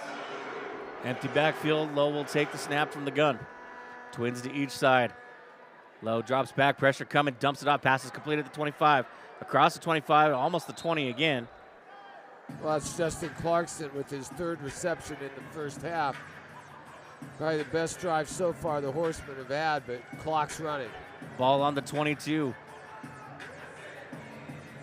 2nd down and 1. Lowe takes a snap, looking left, rolling left. Pressure coming. They have him, and he is brought down at the 20. Cooper, they got him, Nick. Byron Cooper. And I'll tell you what, that had to hurt, man. Byron Cooper, man, took a big shot, Nick, and that turf does not feel good. Got his big paw on Lowe's shoulder, just would not let go. It sounds like the Spartans will take their 2nd timeout. Joe, 36 seconds to go. And again, Lowe is running for his life. And this Spartans defense is doing everything they can to stop him. You're going to end up with a 3rd down and 10. I mean, you know Coach Shaw's not happy with the entire result, but he has to be happy with how it's going still and the momentum you still have. Well, look, whenever you're starting quarterbacks out of the game, you're going to struggle more on offense. I think that's common for any football team. I think that at that time you're looking for a running game. Rosario has not been quite as explosive as he was last week. And I think you've had some timing things with Dent Jr. and Newbold. Look, your defense has definitely been your strength tonight. And if you don't give up any points in a football game, you never lose. So, you know, at the end of the day, I think the Spartans defense has really helped alleviate any of the issues on offense.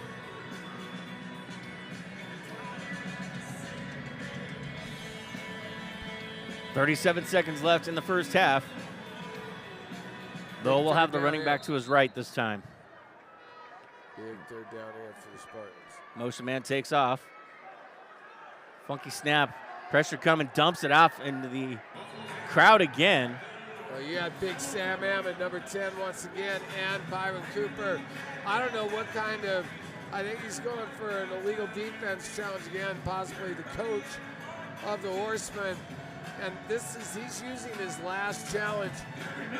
Early in the 2nd quarter, I believe he only has 1 more left. I absolutely disagree with this. You know, I mean, what are you going to gain, 5 yards? Yeah. I mean, you still maintain control of the ball. Well, it brings up 4th down, though. So if you can get 5 yards and 5 yards closer, a 4th down and 3 instead of 4th down and 8. I mean, that is a little bit better if you're Idaho, but like you said, it's your last challenge. What are you going to do in the 2nd half on any of these close plays? And it sure seems like there's a close play almost every drive for this illegal defense stuff. I disagree, man. I think that really what this is a panic move. When you're down 21-0, you still have to stay the course. You don't use your last challenge. And they're going with intentional grounding. Yeah, intentional which it was. Grounding. Sure. It also includes a loss of down. The result of the play is a 4th down. Yep, 4th down. However, Idaho has elected to challenge whether or not there was a legal defense in the play. The previous play is under further review. Well, I'm going to say this. So this is going to be interesting because yeah, there was a lot going on there in that explanation. So you have the ball will be spotted or will be penalized at the spot of the foul, and then you have the 10-second runoff. But we're going to challenge illegal defense too. Well, I mean, look, none of this happens if it's illegal defense. So, but again, you know, at the end of the day, this will be the last challenge the Idaho Horsemen have for the entire game. If it's wrong. Yeah, and well, no. I believe you only get 2, period. We'll check on that. But I think he said they only have 1 more left the entire game, right or wrong. But I thought if it was right. Yeah, but they were wrong the first time. Yeah, but well, we'll check it out. Well, we got to wait till. Yeah, we'll check it out. It'll be an interesting ruling either way. And if they do get another challenge, then maybe I understand it. But if you're wrong on this. This is a big gamble. Yeah, this is a big gamble. I mean, down 21-0, I understand, but boy, this reeks of desperation to me.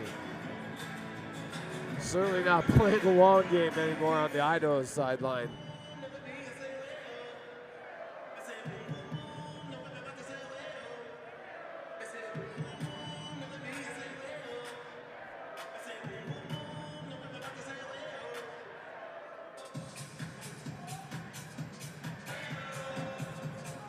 Coach Shaw taking advantage of the opportunity. Meets with his defense. 24 seconds. And we're waiting for the officials once again. And it looks like they are walking away from the table, Nick, so they must have a ruling of some Decision type. has been made. He's busting out his little notebook.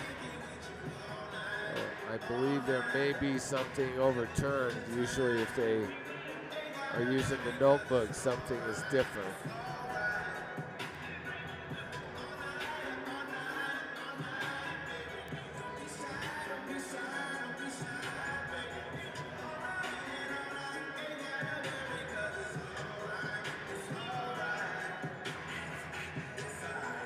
All right, here comes the referee with the ruling.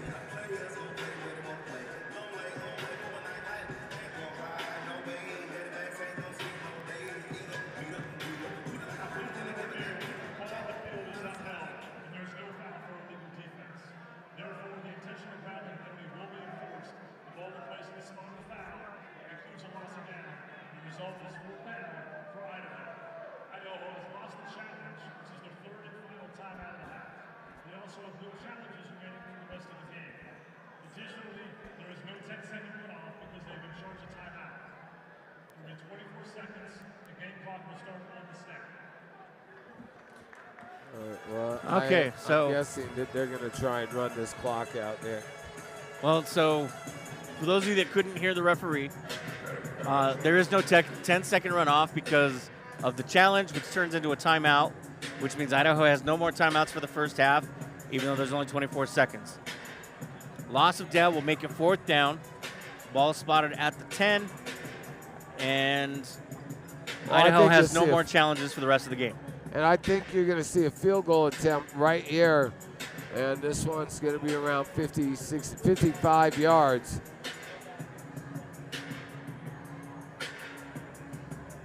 I'm not sure exactly what else the Idaho Horsemen can do to generate any points, and I'm not sure what the holdup is here.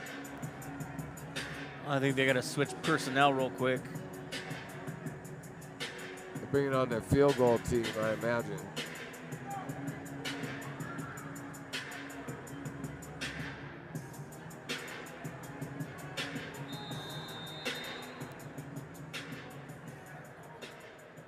All right, here we go.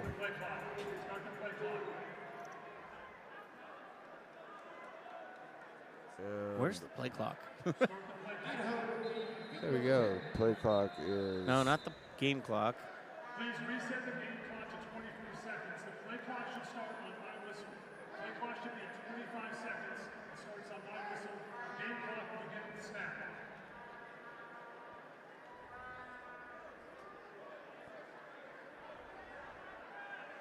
And here's the field goal attempt by number 1, Rashad Flanders. Spartans again trying to get pressure. Low line drive. And Picked this up at won't the be 3. returned. This should be Isaiah Right across Hall. the 10 to 15. Nice. Nice play Block by there Isaiah at Hall. 20. And out that's to the 20, about where he'll stop as the horn blows. 22-yard line. Flags come flying well after the play. But I think you have a late hit. Let's see what happened. 10 seconds to go.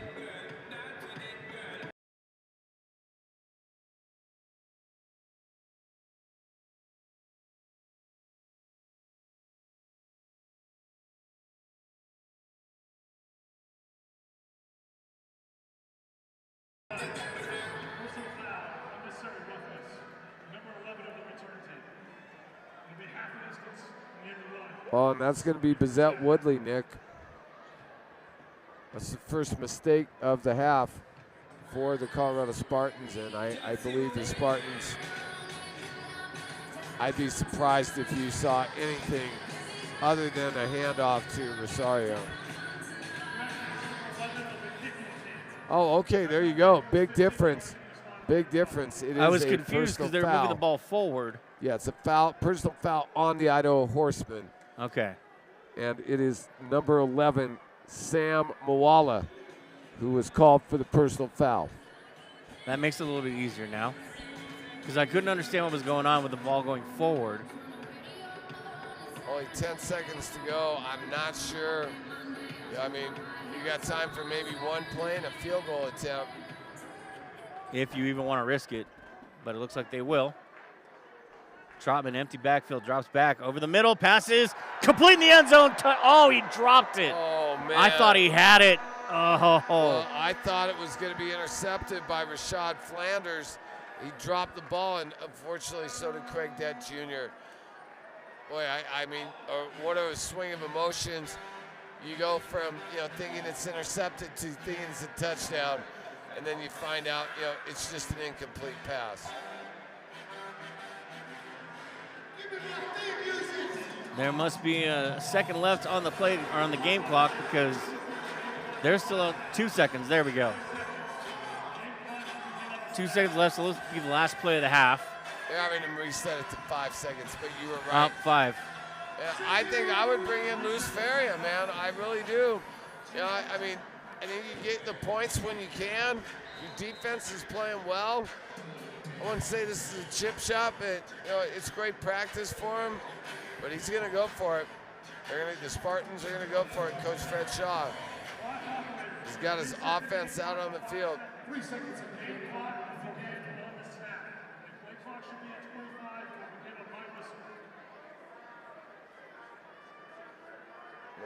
No.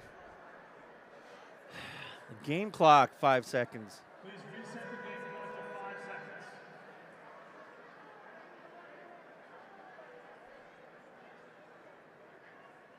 Okay, there we go. All right, 5 seconds left. Trotman's going to have single receiver to each side and 2 receivers in the motion. Drops back, looking over the middle again. Has Dent in the end zone, touchdown! 2 flags on the play after Trotman makes the throw. Let's see what the flag is as Greg the Dent Spartans Jr. celebrate. Dent Jr. and his teammates doing a little dance first. We'll see what these penalties are. Well, let's see. And it looks like it's going to be on maybe the Spartans. Hang on. It is a touchdown.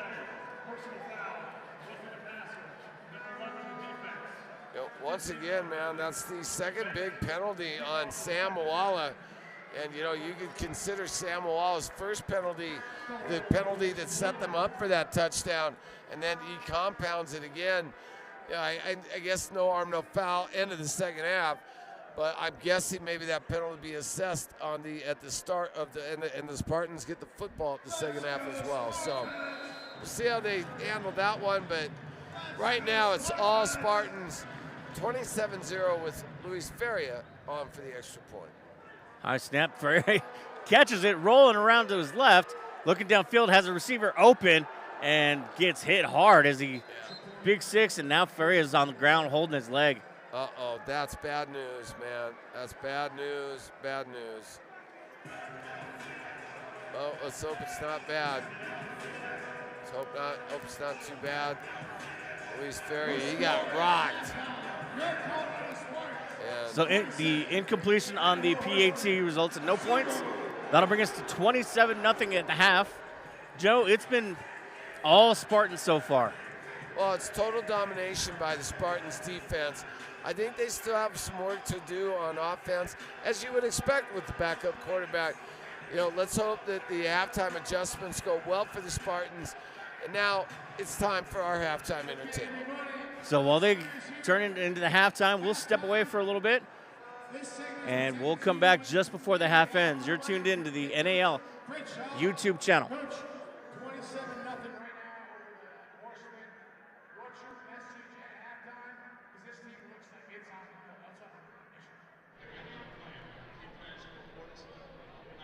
the mission.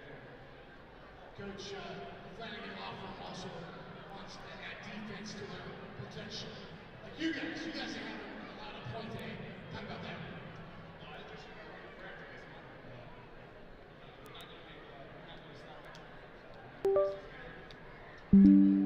Both teams are 2-2 in the standings. This is a critical game for both of you guys to get to the win call, right? Because you will have sole possession of the national division. We're going to get this one.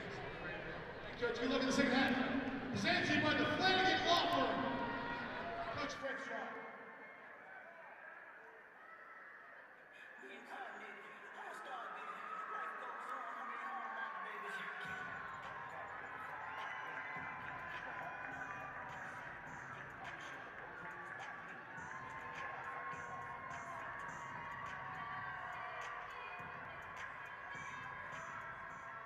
Ladies and gentlemen, I want to direct your attention down in the middle of the field for your Colorado Spartans dancing team.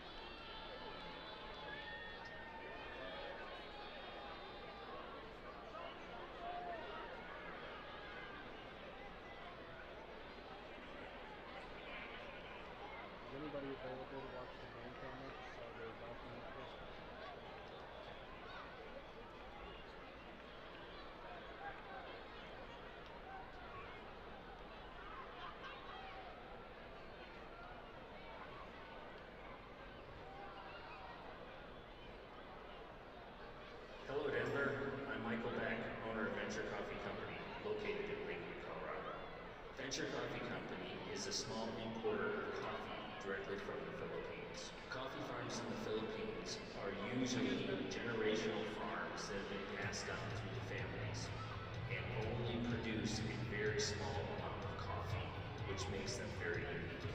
Coffee in the Philippines is often intercropped with cacao, bananas, and sugarcane, which brings a unique taste to the coffee of dark chocolate and caramel. During the 2025 season, mention the code Spartans to get 10% off all your coffee purchases at venturecoffeecompany.com.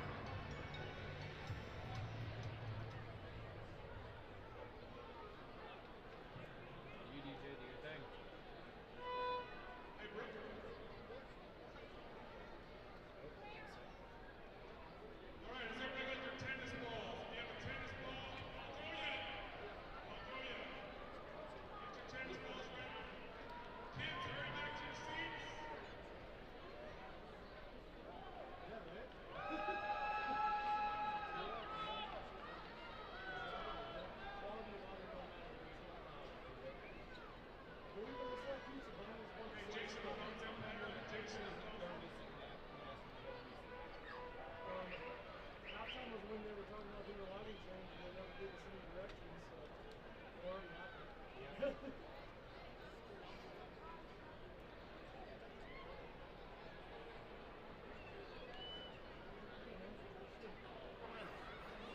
Okay, everybody get your tennis balls ready.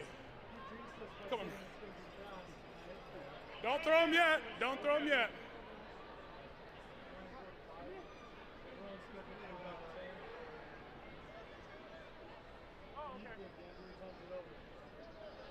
I'm thinking like 10, 15. We gotta bring a truck on the way field. it's going? Yeah. Dude, stop throwing that damn red flag.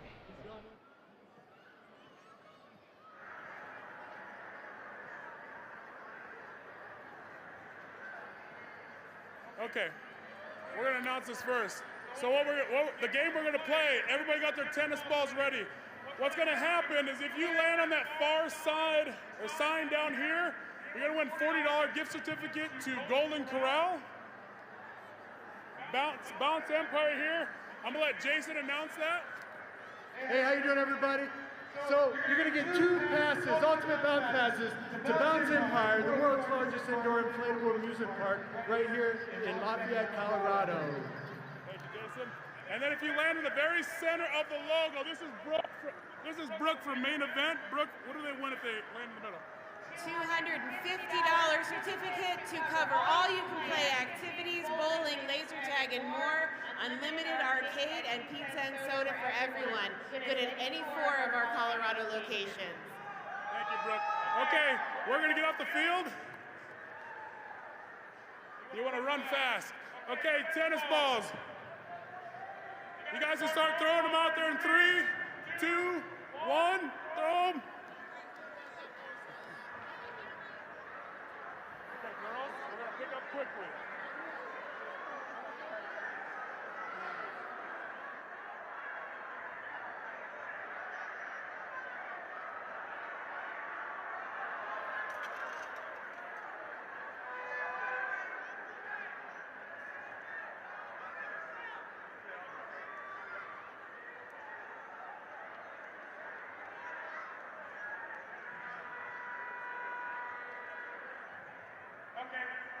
Find a winner here.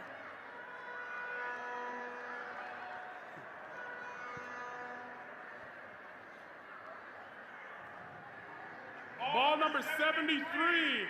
If you have bag number 73, please head down here. Ball 73, or bag 73. You just won 2 all-you-can-bounce passes to Bounce Empire.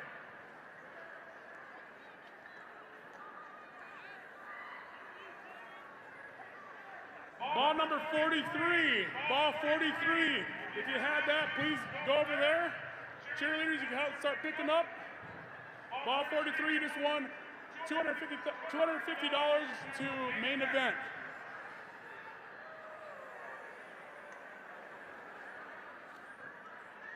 And 62, if you have bag number 62, head over this way. Thank you, girls. Dogs.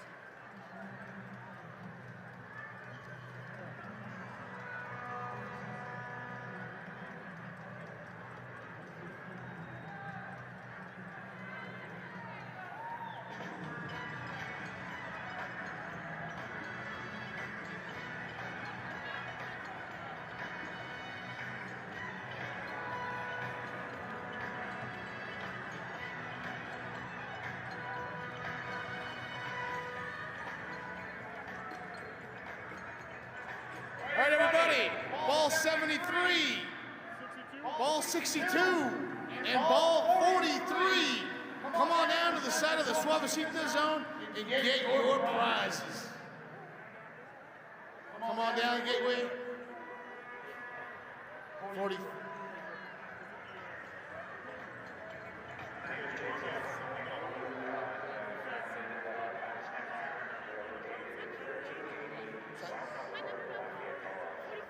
43, 43.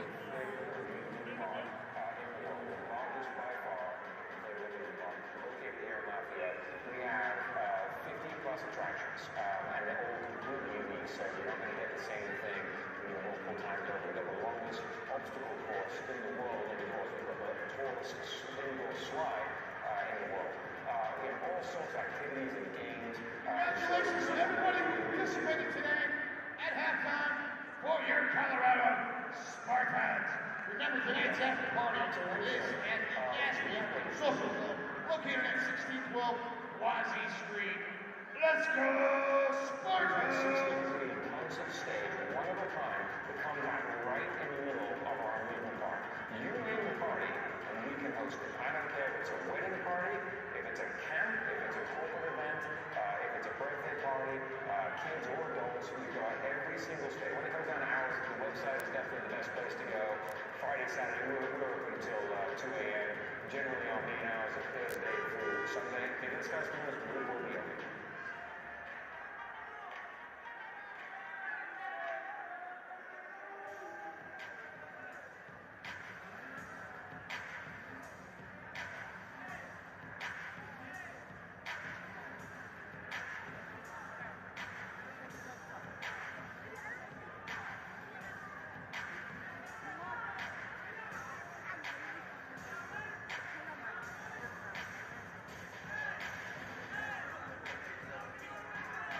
Today's halftime report was also presented to you by Flanagan Law, located at 13611 East 104th Street, Commerce City, Colorado, 80022. Go with the pros, give them a call, 720-928-9178. That's Flanagan Law.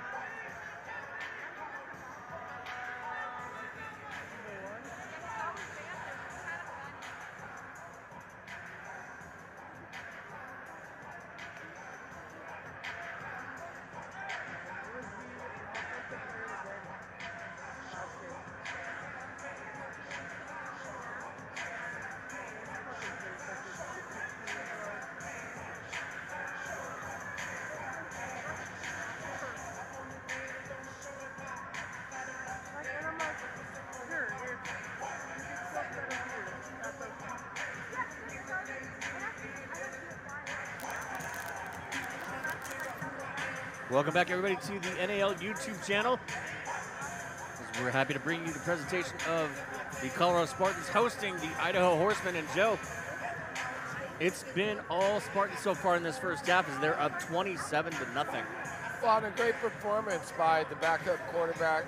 Khalil Trotman. Whenever your backup's asked to come in, you're looking for guys to not make big turnovers, not throw interceptions. He did throw one interception in the first half. But, the story of the game's been the Spartans defense. Sam Hammond, Corey Henry, and Byron Cooper have made this night very miserable for Caleb Lowe. And everything's falling the Spartans' way right now as they lost the toss, or they won the toss, elected to defer, so they'll receive the football in the second half. with a 27-0 lead already, and an offense that's had a pretty decent time moving the football. It's just getting into the end zone has been a little bit of an issue. They've kind of stalled a few times in a few drives. But I'm sure Coach Greg Shaw is cautioning them that this game is not over by any means, and that they need to maintain their level of intensity. You and I both know it only takes a couple quick possessions and a turnover here or there, and all of a sudden this can become a real close game. The Spartans need to keep the pedal to the metal. Yeah, and the defense has to maintain their stellar performance so far. Continue to rush the quarterback, get past that line of scrimmage, and just continue to dominate, because that's what this defense has been so far today. Super excited you're with us on the broadcast. Nick Archuleta doing the play-by-play, and myself, Joe Rico, I'm doing the color. Great to be part of the Spartans broadcast team for the 2025 season. Seems like they're doing a little bit of cleanup after the halftime. They had a little Easter egg hunt for the little ones. Tennis balls all over for some lucky fans, winning some random prizes. Make sure you come down here. The next 2 Saturdays, we've got plenty of action as the Spartans navigate their way through the NAL schedule. We're trying to figure out what we're doing. It looks like the Horsemen are missing a player.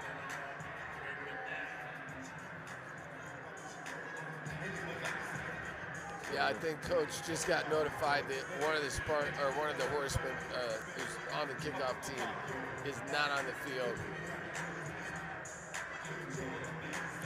Looks like they found their body that they were looking for.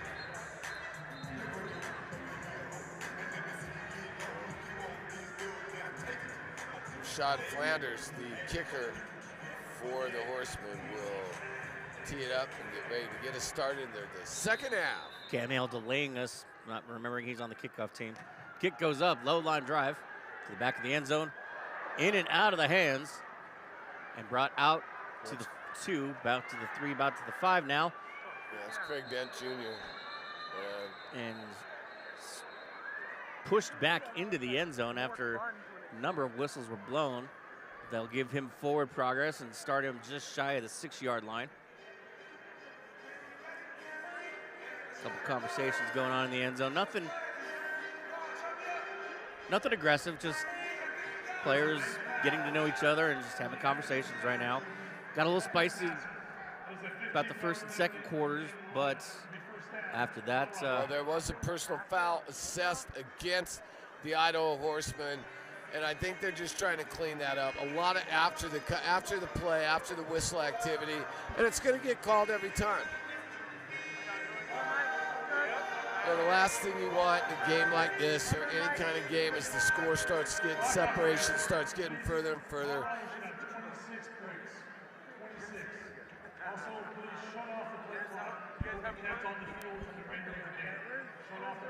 That's not helpful to me. So they're going to turn off the clock on the scoreboard. Hopefully it'll maintain itself with you, but it sounds like they're going to keep it on the field.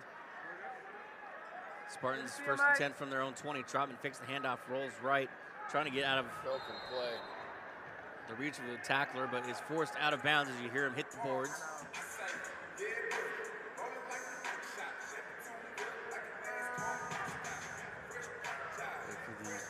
going to give him a gain of a yard. Colorado Spartans!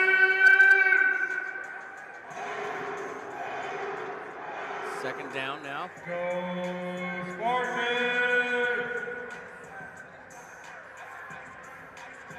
Second down and 9. Single receiver to the right, 2 motion men on the left side. They both take off. Trotman drops back, throws it over the left side, right side, excuse me, and intercepted. Number 20 taking it to the sideline. Still going, cuts across back to the middle where he's brought down at the Spartans 20. And that's Antonio Hill. And, you know, I don't know where Trotman was throwing that football. He was looking for Craig Dent Jr., but that ball was very underthrown. Not sure that Trotman, his strength is not the deep ball. I'm not sure what they're doing, right? It's, and that's what we were talking about coming out of the half. You know, you don't want to lose the momentum you had going into it. And you start with the ball and you turn it over right away. That's not a good way to start, especially for a team, like you said earlier, that was trying to do anything they can. They're desperate for any kind of movement forward, points. Well, we do have a new quarterback as well for the Horsemen, as Giovanni Sanders has come in now. Well, that's to be expected. They're looking for a spark, and hand off to Rashad Flanders. Nice tackle on the play by Issa Scandy. Looks like they're going to run a no huddle. So they're going to go empty backfield this time. Sanders will be in the shotgun. All alone back there. Trying to speed the tempo up. Waiting for the officials to get out of the way. There we go. Now we're ready.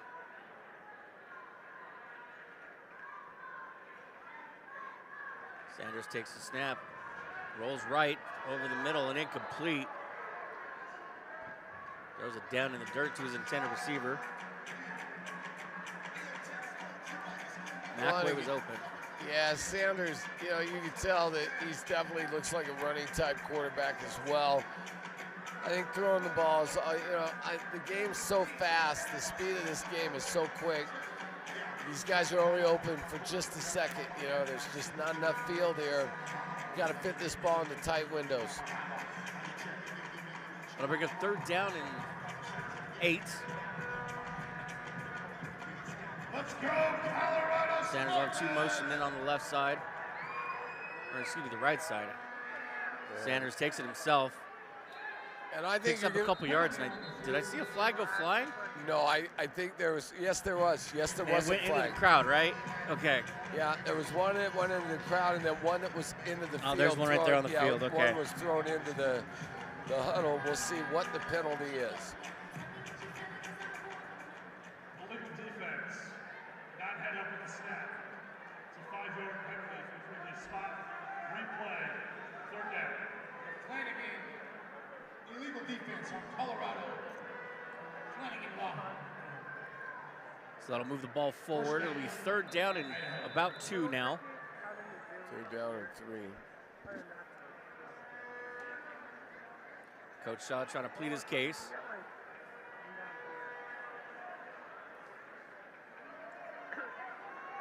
Accepts the explanation, though, so he's not fired up about it. Sanders drops back again. Pressure coming. Rolling to his right. Throws the ball and it overshoots his target once again. Intended for Flanders. Let's go, Spartans! And Giovanni Sanders, you know, he looks like a guy that's trying to draw the rush and then maybe scramble across the line of scrimmage. But you've got to have accuracy in this game at the quarterback position, and the first couple throws have been nowhere near their intended receivers from Giovanni Sanders. Makes it 4th down and 3, so do or die right now for the Horsemen. And this has been where the Spartans front men have really stepped up. That front 3 have really brought pressure on 3rd and 4th downs. 4th and 3.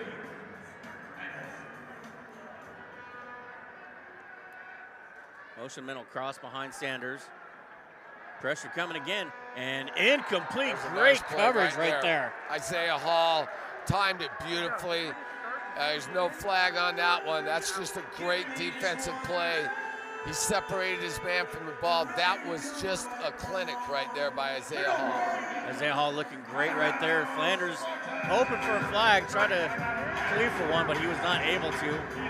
Looks like we'll have our first media timeout of the half. 11:01 to go, 26-0 in favor of the Spartans. This is the NAL YouTube Network.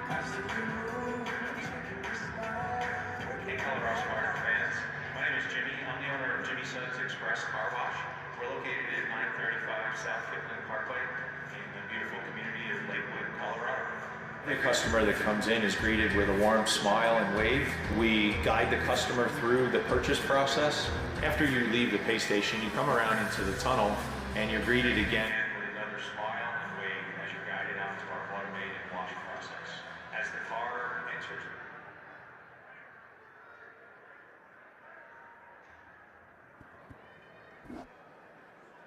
All right, turnover on downs. The Spartans will have the football at the 14-yard line.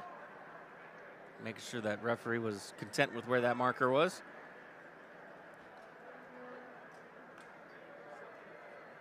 So once again, the Spartans defense steps up and continues to hold the Horsemen scoreless.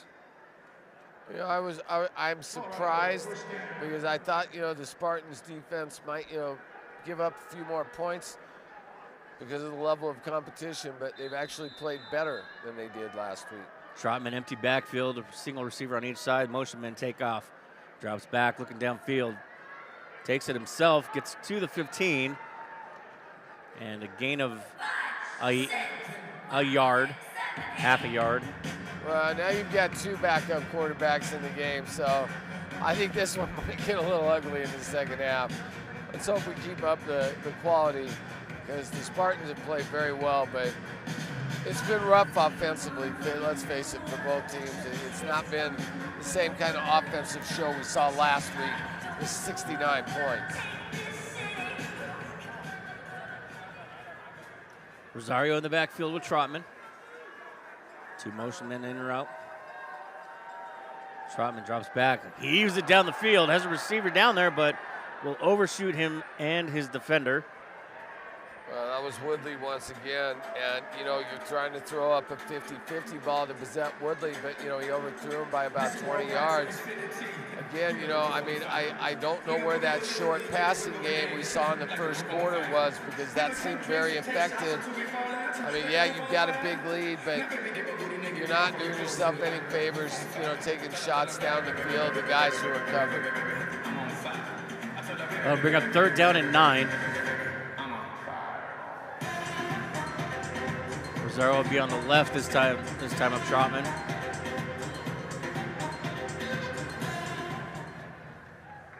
Trotman to the right side. Pass is complete, forced into the boards. Woodley again.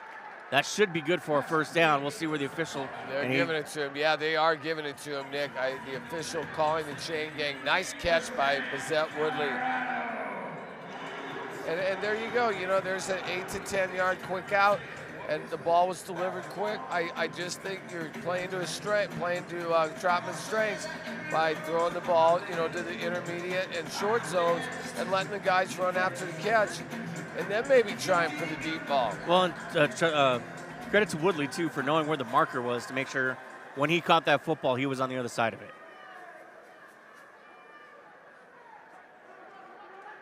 Trotman keeps it himself. Comes around the left side, across the 25. Still trying to go, but they have his jersey, and he won't go any further than that. Should be at the 22, I believe, is where his last step was. Yeah, they're spying him for a gain of 3. That'll bring up 2nd and 7 for the Colorado Spartans. Trotman on the quarterback draw. I'd like to see more of that. That's where they need to really start to keep. They keep doing that. They can keep that defense off balance enough. And again, put some more points on the board. They're up 26-0 with just about 8 minutes to go in the 3rd quarter. Well, and you're also running the clock, you know, and I know this sounds cliché, but that clock can't run fast enough in games like this. They'll have 2 receivers to the left. Motion men are on the right side. Empty backfield for Trotman. Trotman to the right side. Pass is complete at the 5. Dent gets up and puts it in the end zone. Touchdown, Craig Dent Jr. And, you know, that was a great diving catch. Trotman did have the guy open, and to his credit, he did put the ball somewhere in the vicinity of the receiver, and Craig Dent Jr. did the rest. Touchdown, Spartans. And this is one of those spots where we talked about it after the Horsemen used all their challenges in the first half. Was Dent touched before he got into the end zone? Now you can't challenge it. It won't matter, because whatever's called on the field will be what is the call that we're going to live with if you're the Idaho Horsemen, because all their challenges are gone. Ferreira will come out for the kick. Looks like he's just fine. That Brazilian soccer background must have kicked in at the end of the half. Yeah. Kick is up. And it is good. There you go. So we've got 34-0 here in favor of the Spartans as we look at the replay here. And, you know, I'm not sure he was touched. But another great effort by Craig Dent Jr. T-shirt, football toss. Here we go. We got the Swan truck coming out here. Give our friends a call. And so while the truck comes out and tosses some free T-shirts, we'll step away for just a moment. This is the NAL YouTube.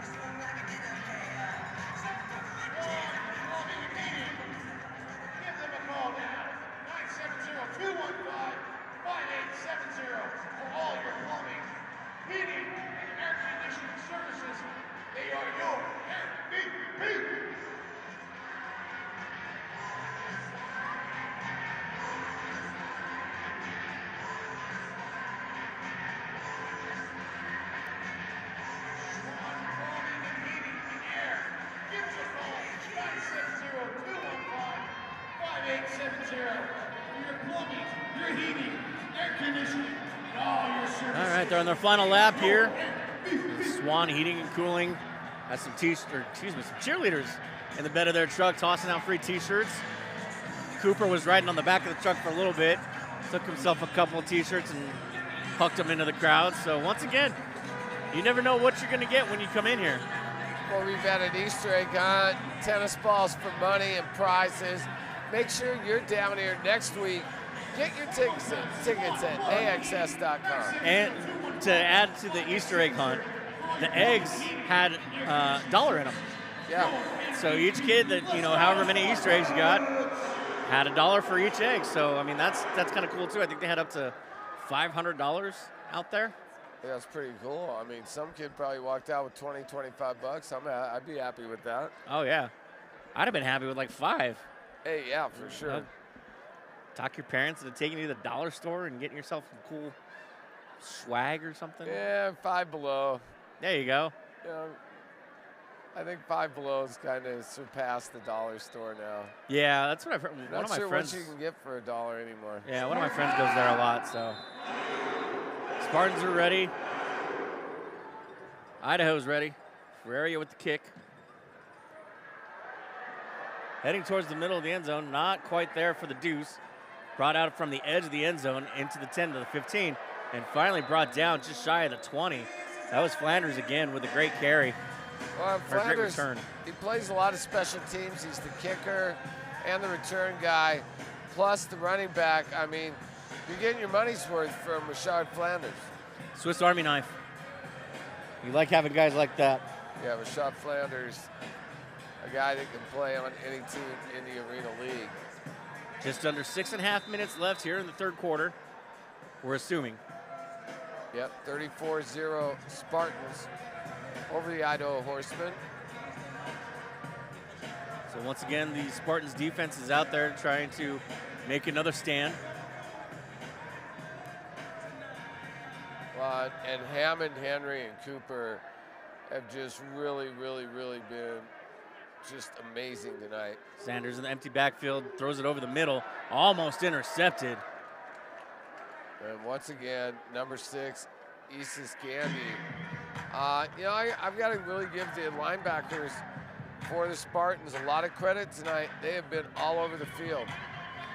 Number 9? I think that might have been Logan Stewart. Okay, it may have been Logan Stewart. Let me make sure, because these jerseys are so tight sometimes, it's hard to read the number. I thought it was... Is Stewart in the middle right there? No. Sanders dropped back, pressure coming. He tries to step out of one tackle and does. He's at the 10. Has to throw the football downfield, and tipped away is Gandy. Now there was Isis Gandy, and he almost intercepted the ball. He baited the quarterback, Giovanni Sanders, into throwing the pass, and he just couldn't quite close on it. Tipped it, deflected it. That'll bring up 3rd and 10. Gandy doing a great job. Yeah, that was Stewart in the middle. You were right. Either way, we'll find out in the stats later whether or not it was him. I'll tell you what, man. Our viewpoint on some of this, it's hard to tell, but either way, man, this whole Spartans defense deserves credit tonight. Oh, yeah. And once again, Idaho's going to go with an empty backfield. Oh, Pressure boy, coming. yeah, Dumps it off as quick as he can. Pass is intercepted. intercepted. Gandy gets up to the 25, 20. Cuts back towards the middle of the field. Has a couple blockers. Has one man to beat. Touchdown. He housed it. And this one is over. 40-0. 4 minutes to go in the third quarter. And the Colorado Spartans are making a statement tonight that they are going to be a threat here in the National Arena League. Gandy with the pick 6 does a great job of following his blocks and finding open field to get it into the end zone and throw 6 more on the board for his team. Well, you know, last week, the Las Vegas Kings, you know, they were not a team that was in the National Arena League, but no such thing tonight. The Horsemen had the same record as the Colorado Spartans, but you wouldn't know that by the results on the field tonight. Not right now, anyway, as Ferreira comes out to make the kick.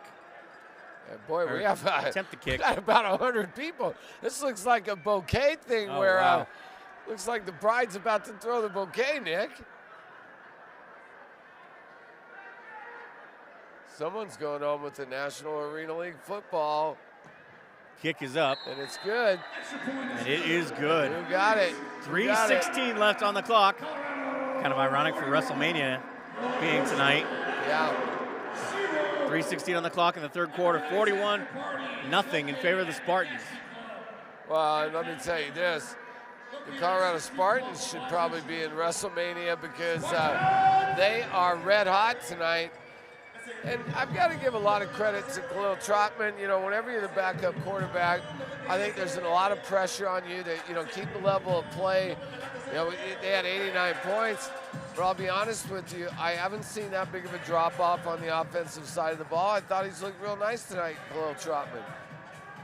I think the only difference really is just the way the ball comes out of his hand compared to Sale.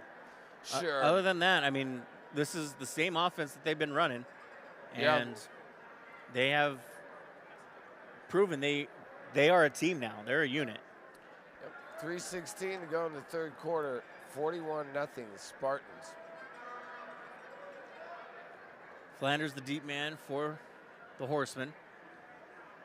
Ferrier definitely trying for the deuce. You can tell that now you get to have a little bit of fun. And I think that he will be going for the deuce. Kick is on its way. It's going to be close, and it's going to go boy. out of the back of the end zone off the hand of Flanders. And that will be set now at the 5-yard line, I believe. Spartans! Let's see where they're going to spot the ball. Would that be at the 20? Looks I like believe they're it gonna is. Put it out to the 20-yard line. Yeah.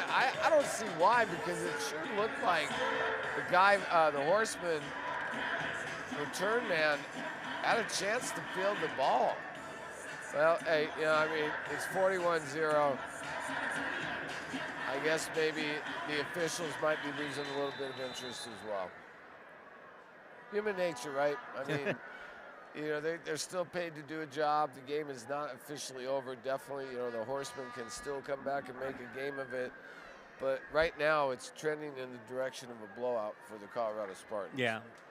Well, I mean, even if he could have fielded it, the rules are a little different here. They're a little more lax, so that one's going to go to the 20. 1st and 10. After the motion, then there's going to be empty backfield for Sanders. Takes the snap, quickly steps back and throws it over the middle. Almost completed the pass. Flag comes flying in late. They're going to call Aces Gandy, and boy, that was a big hit.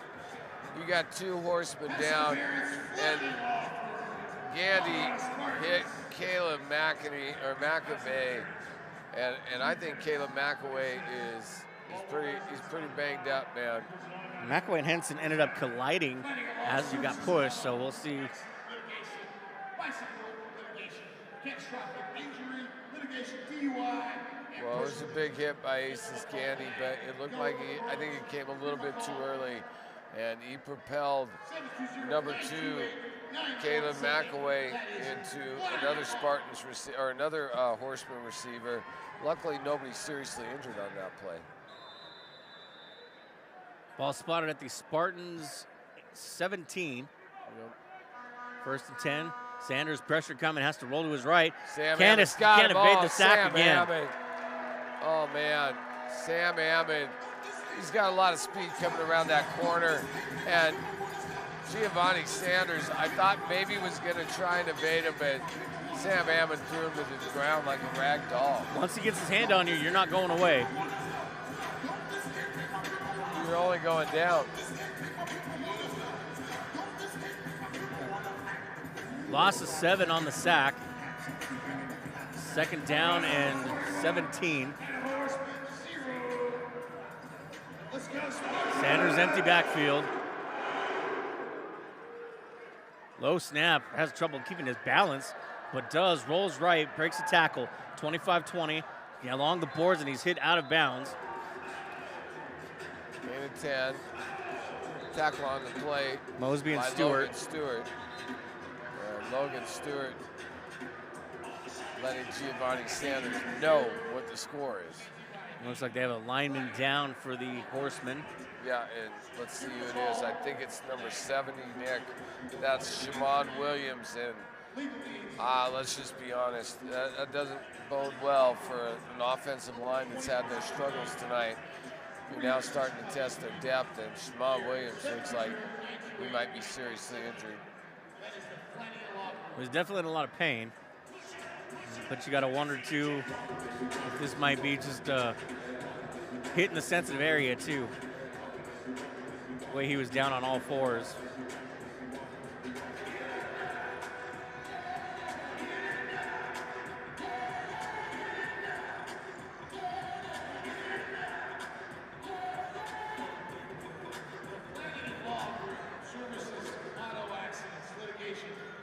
Oh, well, they tend to him. We'll step away for just a moment.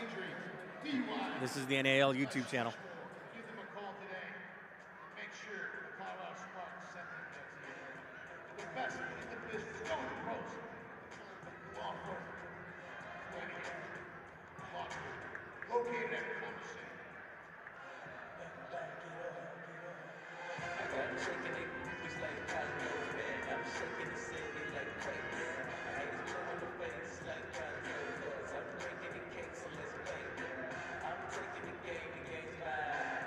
Yeah, I roots to change my time. Yeah, I'm new to the game, but y'all might wanna say you whack, cause they like setting the time. I can last all week, I don't two-step. Yeah, I'm looking at something like true. A girl told me that a man that can dance might possibly get down with the tool in his man. I'm a lady, let me see it vibrate. And when it's over, you ain't gon' need your bird. Cause I'm a pro, make you bend your back low, and the pound of real bad, just like the purple light.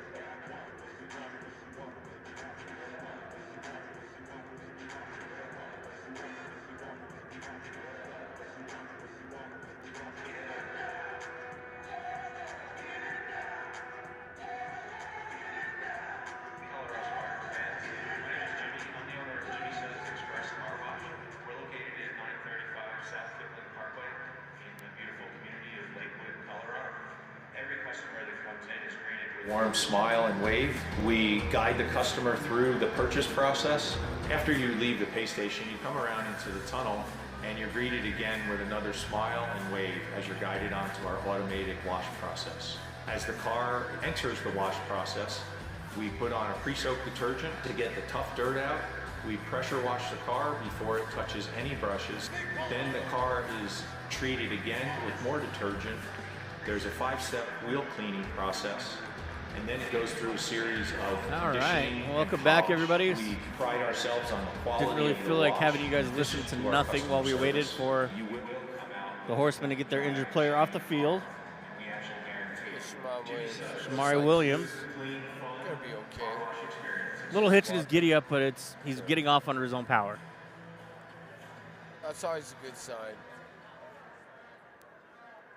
So let's see what that does for 3rd down and 8. I think you're going to see the Spartans pass rush really test the replacement for Shamar Williams. Now Sanders will once again have an empty backfield. Now into the game, number 5, Everett Cunningham. He's playing right tackle, and I'm not sure. Oh, yeah. Sanders low snap, steps up. Pass is complete at the 9, across the 5, down to the maybe 4. And the referee gives him the 5. Yep, and that is Kyler Henson. And this is the deepest penetration of the night for the Idaho Horsemen. Ball at the 4-yard line. First and goal for the Horsemen. First time I've said that tonight. 52 seconds A little bit of a shotgun wishbone 52 seconds to an empty backfield. Low snap again. Sanders has to pick it up off the turf and gets just rocked at the 5. That's the Ace Candy. He'll hit you, man. He will hit you. As the time running down here in the 3rd quarter. Second down and goal from the 5 now as they go backwards. Gandy gets himself a sack. This very well may be the last play of the 3rd quarter. Can the Spartans keep him off the scoreboard? Coach Shaw trying to motivate his defense out there. Once again, another low snap, pressure coming, thrown to the back of the end zone, incomplete, goes out of the back of the end zone. Just a bit outside as he threw that one to one of the employees from the Golden Corral team over there. And that will be the end of the 3rd quarter, Nick, with the score. The Colorado Spartans 41, the Idaho Horsemen nothing. Still within striking distance. It's going to be 4th down and goal for the Horsemen when we come back. So we will give you an opportunity to take a watch of the Colorado Spartans dancers while we step away for a moment. This is the NAL YouTube.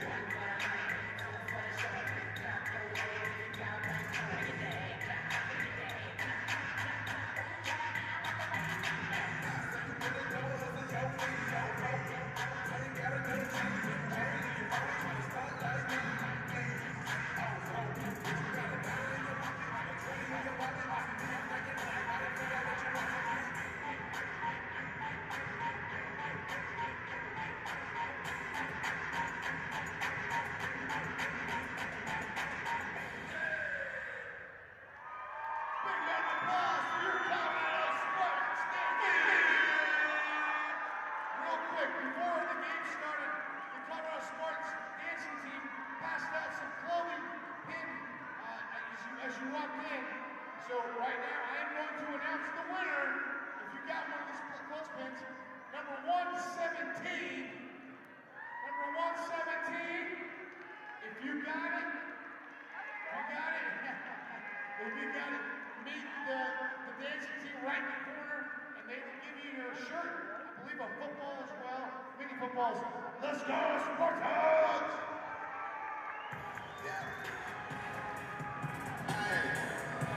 Welcome back, everybody, to the NAL YouTube channel as we bring you the Colorado Spartans and the Idaho Horsemen. Colorado up 41-0 right now. 4th and goal for the Horsemen. The first time they've been within striking distance of the end zone. And Joe, 15 minutes left. The Spartans are trying to move up the standings and stay out of the basement. And so far, they've done a great job of doing that. Well, you know, this is the first year in Denver for the Spartans, so if they can hold on and move to 3-2, I think that's a big deal. It'll be the first time since week 1 they'll be over 500. So Sanders will have man in motion. Again, another low snap, has to compete with that. Intercepted in the end zone. And they're going to let him wrestle him down before they finally call the ball dead. Isaiah Hall falls down as well as Gandy comes away with another interception. I believe, what was it, Gandy or Isaiah It was Gandy, Hall? yeah. Well, here's the replay. Here's the Let's replay for you.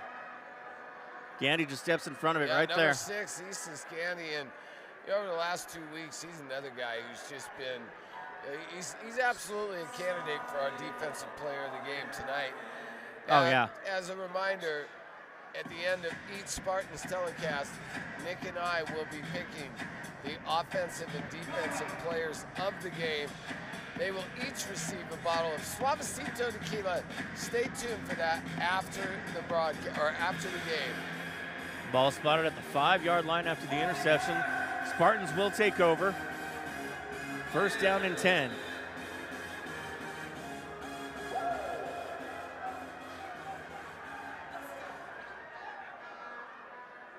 Two motion men take off. Trotman hands the ball off to Rosario. Rosario spins out of a tackle, going backwards though. He'll be tackled at the 1. Well, the 1-inch line, more like it. Well, I'll tell you, he was lucky. They're going to give him his forward progress, I think, to the 4-yard line. But he was extremely lucky on that play. You know, he didn't fumble the football. He was off balance, and one of the defenders kind of tried to punch at the ball. Luckily, he held on to it. He is very good at holding on to the ball. Yeah, Trotman checking with Coach Shaw. Second down and 11. So we'll see after the loss of the yard what Coach Shaw has up his sleeve.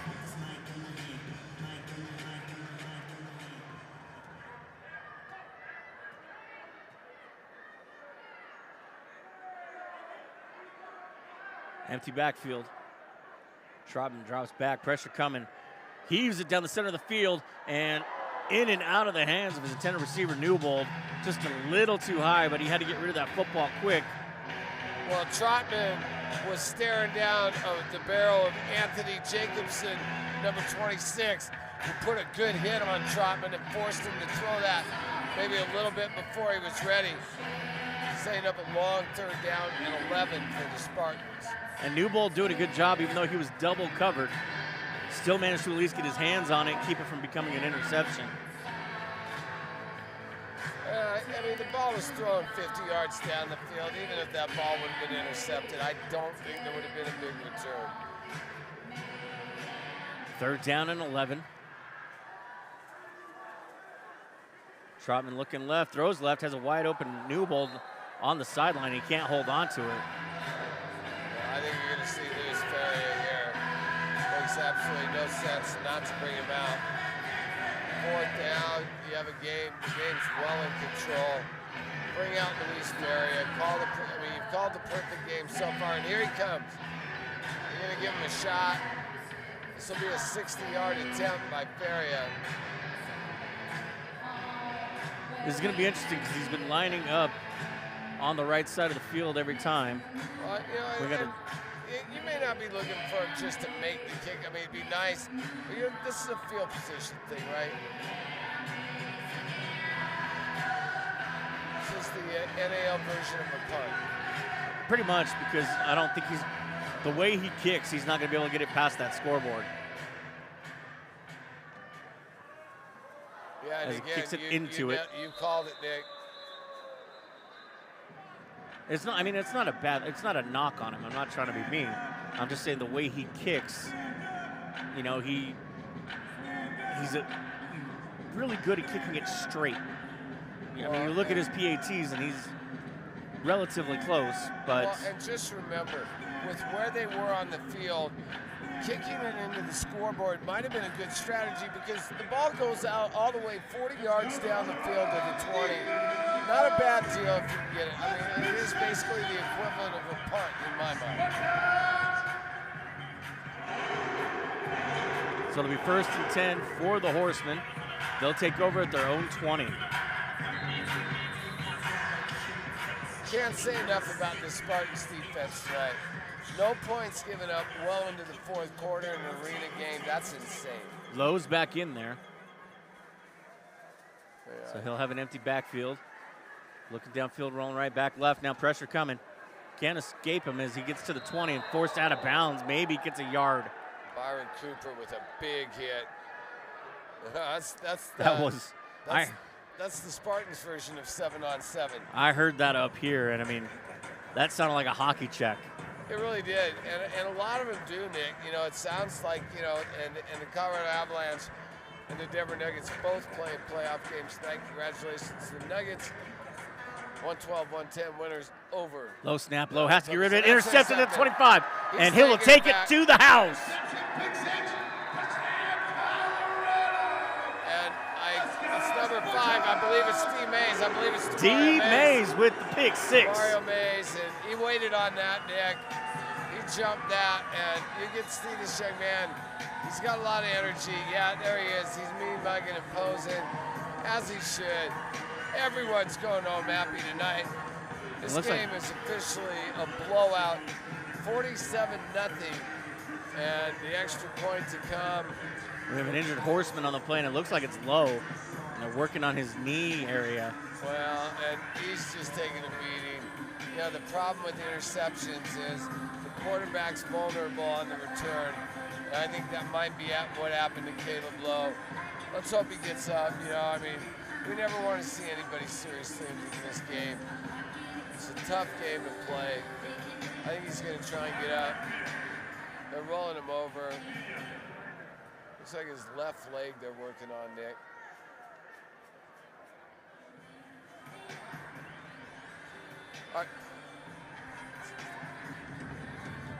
All right, we'll be back in 60 seconds on the Spartans Television YouTube network.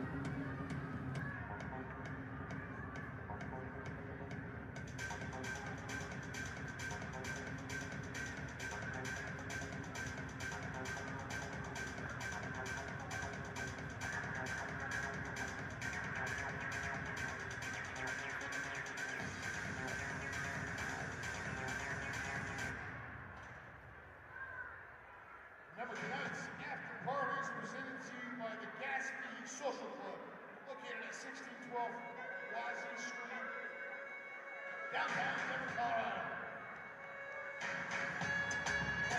Round of applause. Nobody leaves this game injured. Let's go, Horsemen.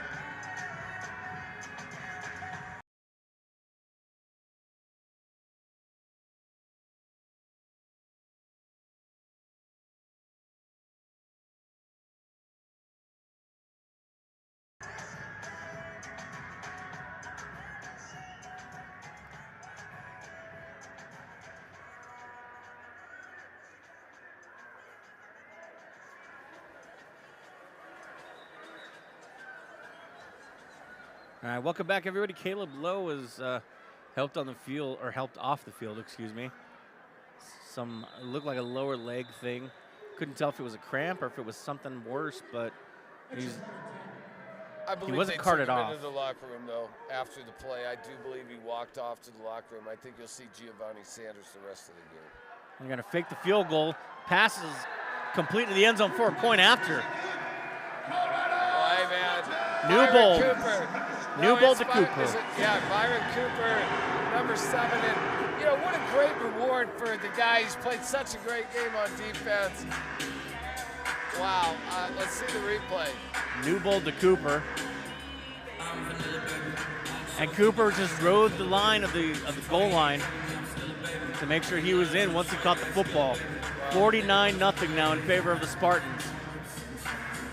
Well, this is the Spartans' best game since I've watched. You know, this is the 5th game of the year, our 2nd telecast of the year. And this is, I think, more what was advertised by the owner, Tony Thompson, and Coach Fred Shaw. We'll be talking about this one and next week's game. At number 38, come join us for the final word every Sunday. We will not be doing the show tomorrow for Easter, but every Sunday between 12 and 1:30, come join myself, Alex Ramirez, Nick, and a whole bunch cast of characters at number 38 on 36th and Chestnut and Rhino. Remember, listen to the final word every Sunday from 12 to 1:30. Ferreira ready to kick off. Flanders will be the deep man again.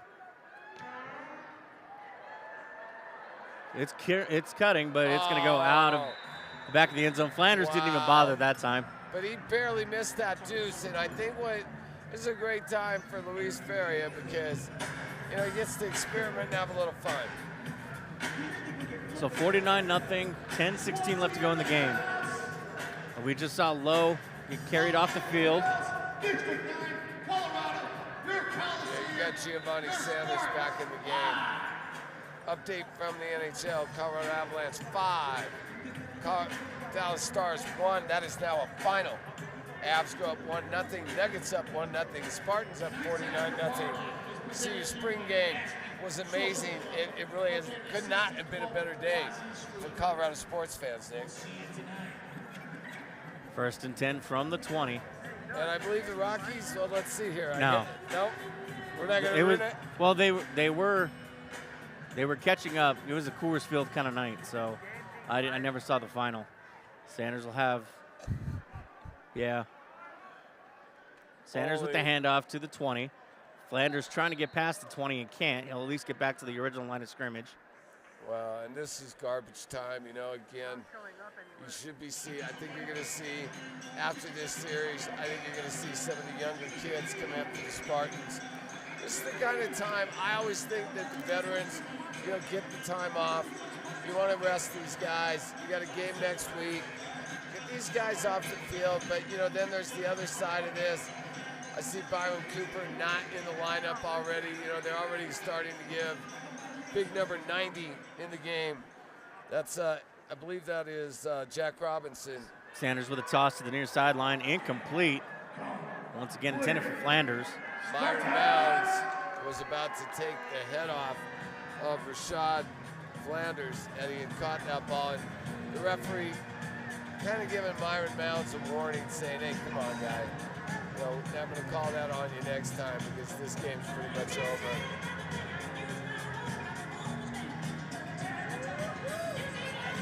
Brings up 3rd down and 10.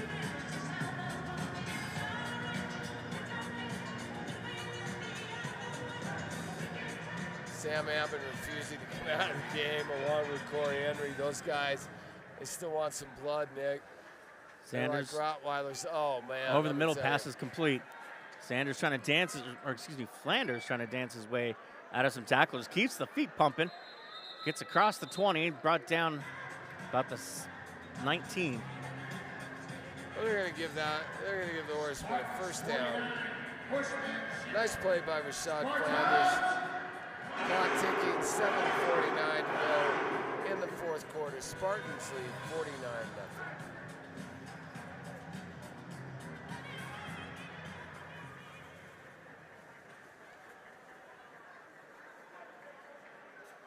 Sanders over the middle towards the end zone. Intercepted in the end zone. My goodness.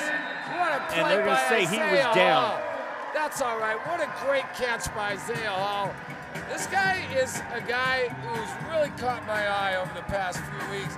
He had a 60-yard return to the house last week. I really like Isaiah Hall. I believe that's his 2nd interception of the night. He had that over-the-wall catch in the 1st quarter. That he did. Forced into the wall, down. The Spartans will take over at the 5.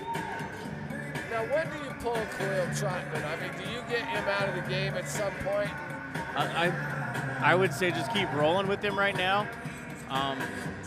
You know, you're going to your 3rd quarterback if you pull Trotman. Plus, I mean, if it's not that bad of an injury that Sale's only out for a week, I have all the faith in him. Plus, he's a rugged quarterback too. He's going to take some shots and he'll be fine. I believe they are putting Rosario in at quarterback, and I think this is a good move. I think you never know. Khalil Trotman has played very well. This game is well in hand. I think this is almost the equivalent of a position player pitching. Rosario keeps the ball himself and he's thrown into the wall at the 4. With 5:57 to go and you're up by 7 touchdowns, I'm pretty sure Fred Shaw has said, hey, you know, run this ball 3 times and, you know, maybe it might be a trick play.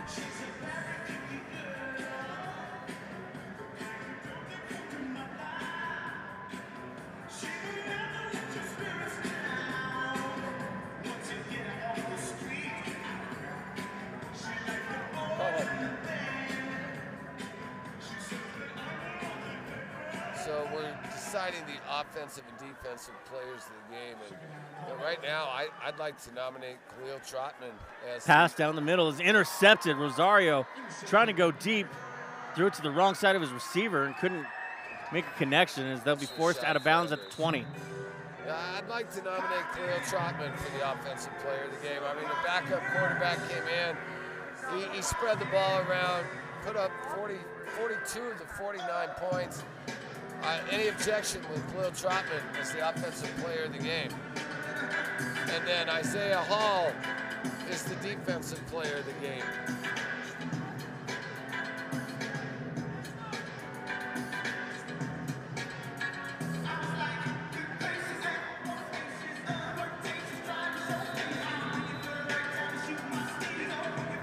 Just about 6 minutes remain here in the game.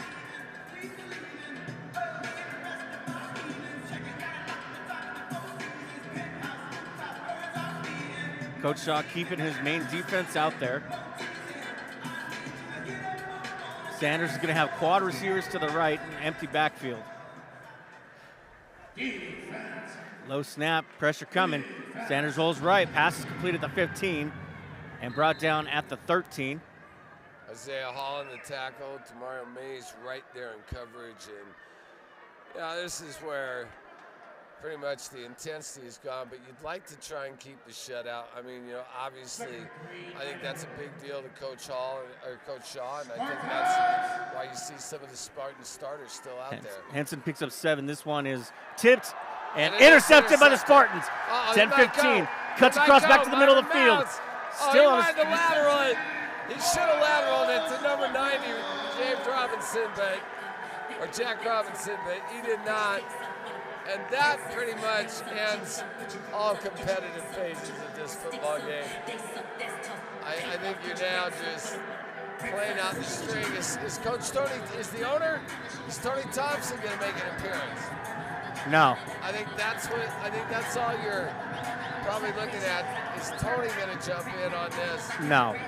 You got pretty much all backups in the game for the Colorado Spartans. Backup offensive lineman. The only guy I think who's a starter in the game, Greg Dent Jr. And is that Khalil Trotman coming back into the game? Rosario looked like he was. No, they're going to let Isaiah Hall play some offense. And I think that's a well-deserved, little extra bit of fun for Isaiah.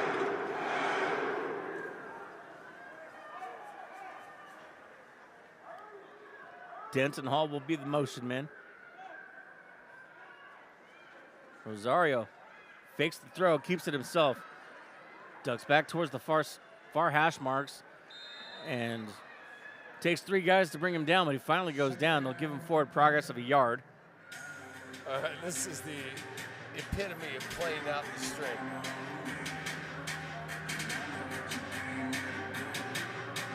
Second down and 9 after the yard gain. 4 minutes to go. Hope you're enjoying the telecast. Nick Archuleta, Joe Rico on the call. Colorado Spartans football, 49-0 in a game thoroughly dominated by your Colorado Spartans. Nick, I didn't think it would be this easy tonight. Spartans! No, but they better not expect it to continue to be this easy. They got to keep playing hard the rest of the way through. Sure. Rosario rolling right, looking downfield, pressure coming, shakes one tackler, throws it downfield, that'll go out of bounds. He threw that one in the second row, threw it about 60 yards, but I think we have our 2 quarterbacks established in Andre Sale and Khalil Trotman. I think that Mr. Rosario is probably best served running back, but hey, good of him, good on him to come in and fill this last 3 minutes and 9 seconds of clock. Well, I mean, this is like that time in Little League where you're beating the other team so badly. Your coach just says, "What do you want to play?" Yeah. Yeah. As long as you weren't a patch player, if you want to play quarterback, you can play. Yeah. And not sure what's going on. Clock's still winding down. Coach Shaw is directing traffic still. I'm pretty sure Coach Shaw is letting these guys have as much fun as they want at this point. And these guys are having trouble even knowing where to line up for this play. Mosby into the game as well, and he's open. Passes in and out of the hands of Dent. Greg Dent Jr. and Rosario. You know, I was joking around, but that was a nice throw by Rosario. This is a warning to the announcer. There cannot be any noise during a live ball. This is a warning. Anything further will result in a penalty against the home team. Just waiting for that. So that will bring up 4th down and 9. They're definitely going for it, Nick. Oh, yeah. Clock running. We're headed to the 1-minute warning here. Probably, I think we have one more play. And maybe the 1-minute warning as Rosario sits in the backfield with Isaiah Hall to his left, Mosby and Craig Dent Jr., the motion man. And there's Craig Dent Jr. who has another catch. Craig Dent Jr. to the 3-yard line and throwing it, finally tackled down at the 2-yard line. And with 1 minute and 21 seconds to go, the Spartans are threatening to put up another touchdown as the kids are already like piranhas getting in position for a much anticipated extra point attempt from Luis Farias should the Spartans score. 1 minute to go, and this will be the 1-minute warning. 1st and goal, yeah. It's in fact the 1-minute warning. So we'll step away for just a moment. This is the NAL YouTube channel. Please reset the game clock to 1 minute. 1-0-0.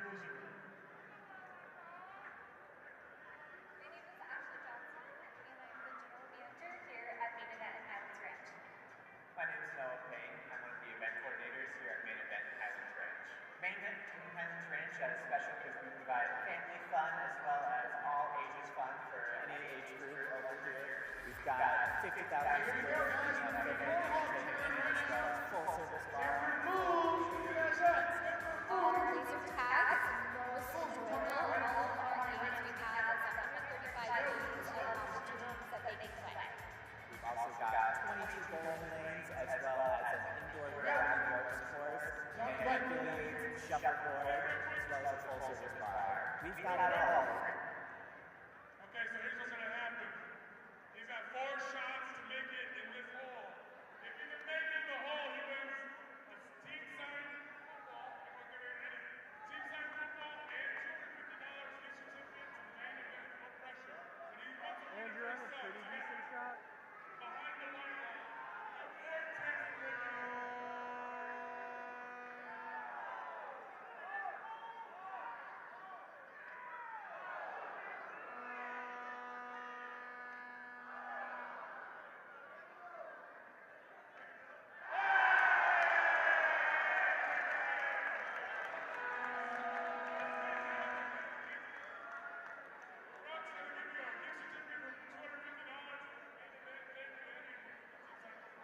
Denver Fools, real quick.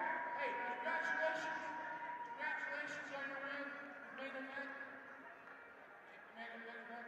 Our guys here at Denver Fools will talk about your win too.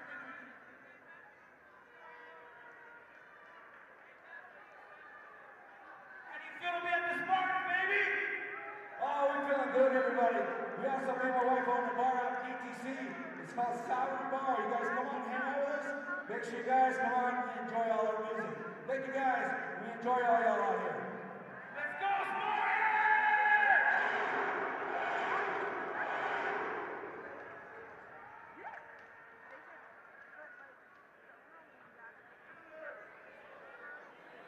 All right, welcome back, everybody. Last minute here from Denver, Colorado, Denver Coliseum. Spartans with the football at the 1-yard line, and 1 minute remains as it's first and goal. Falioga Russell, 6'5", Handoff. 345 pounds in the game.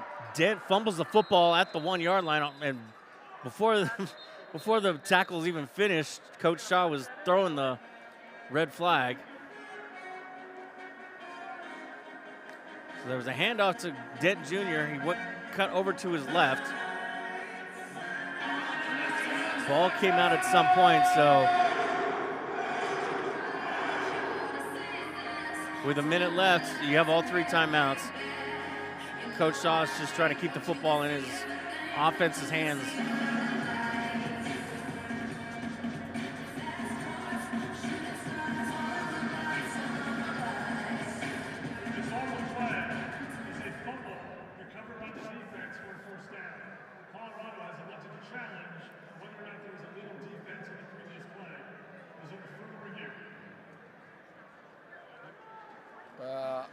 I only have to say one thing. I understand, and Coach Shaw's a competitive guy.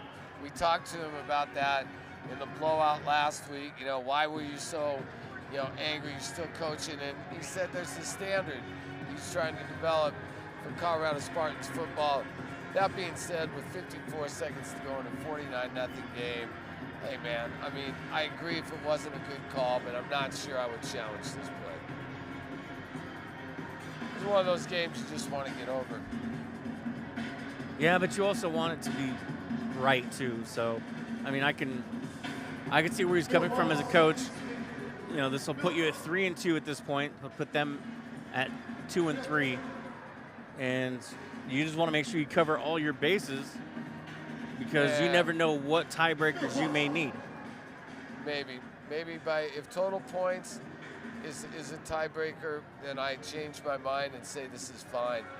Otherwise, hey man, get the game over with. This game stopped being competitive 20 minutes ago, maybe 30 minutes ago.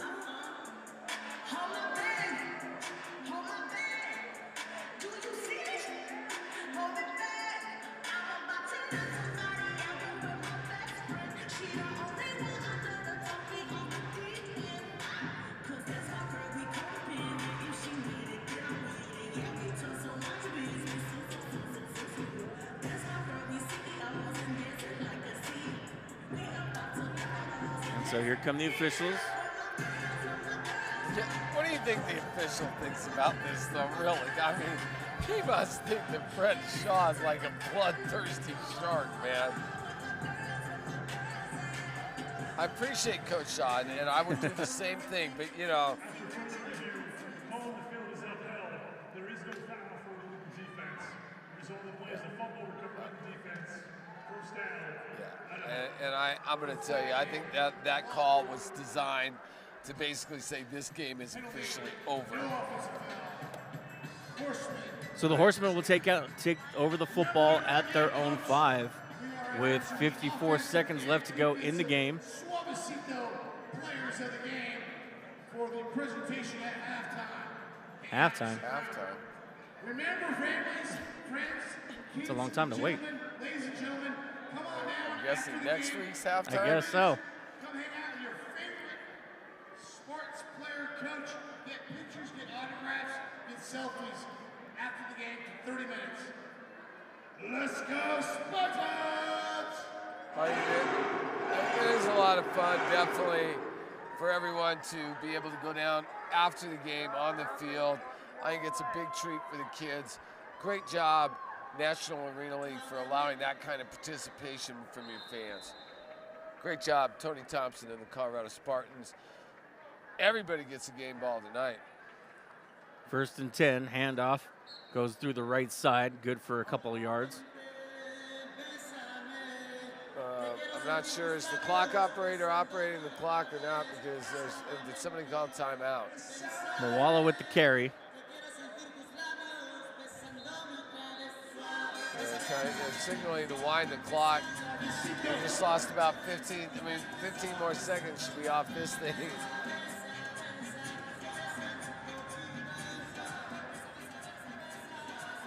I think everybody's just anxious for this one, and Sanders with the handoff again, this time to Flanders. Flanders gets across the 10, brought down just shy of the 15. That'll be short a yard. And that should be the final play. The coach of the Horsemen, I think he's going to try and line it up one more time and have Giovanni Sanders run one more play. 9, 8, 7, 6, 5, 4, 3, 2, 1. Let's go! And Horsemen will let the clock just roll out, and that will put the nail in the coffin as the Spartans roll themselves to a 49-0 victory in their second home game of the season. 2 wins in a row. They get themselves out of the basement and force the Idaho Horsemen to be down there by themselves. Well, more importantly, they go to 3-2. They have a winning record now going into a game, and I think they're setting themselves up. 2 more games at home. I think you want to try and get to 5-2, and then I think you're right there for the playoffs. And we all know when you get into the playoffs, anything can happen. I think that's what this team needs to focus on, is just get into the playoffs. And I think be playing your best football going into the playoffs. But right now, hey man, I'm just thrilled for the Spartans to be 3-2. I believe we're going to get the Suavecito players of the game. As we said, those players of the game are going to be Spoiler offensively alert. Khalil Trotman, and on defense, Isaiah Hall. Both well-deserved. Spoiler alert. Well, we're going to see if the PA announcer actually announces the right players of the game. So we'll just stand by for just a moment as players finish shaking hands. The kids will make their way to the field to get some autographs and meet some players, meet the dancers. And meet Bill Foss and meet some tequila. I mean, all those things are worth meeting. I think Bill left already. No, there he is. He's right there. He's about ready to present the Suavecito players. Oh, there he is. Yeah. Oh, I saw him walking down the stairs probably 10 minutes ago. I thought he was leaving. No, he was just taking his time, walking, and I'm not sure. You never know if Bill may have participated in any of the Suavecitos, so he does take his time. Final prayer amongst both teams. Sure. By the way, happy Easter to all of our listening audience. No matter which team you were rooting for tonight, hope you and your family have a happy Easter.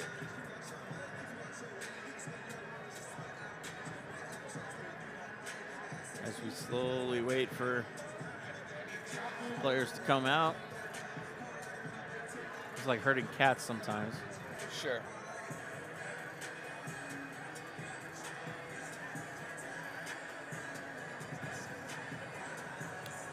Well, no shortage of heroes tonight. 49-0. Your Colorado Spartans dominate the Idaho Horsemen. And, I'll tell you what, this week, lots of celebration. There's Auchmers with the Suavecito players of the game.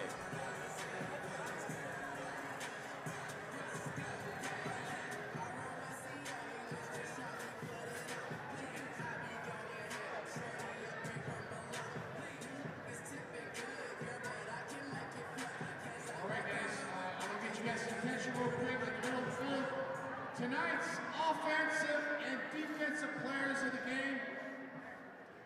Offensive player of the game, Suavecito, presented is Khalil Trotman, number 20 for your Colorado Spartans.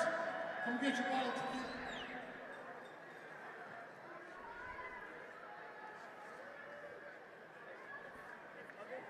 Hey, I'd always love to win the bottle of Suavecito. Defensive player of the game tonight, Suavecito, Isaiah Hall, number 21. Suavecito Tequila is a proud sponsor of the Colorado Spartans. Congratulations, guys. Everybody's an MVP. We have to get this out. Congratulations, gentlemen.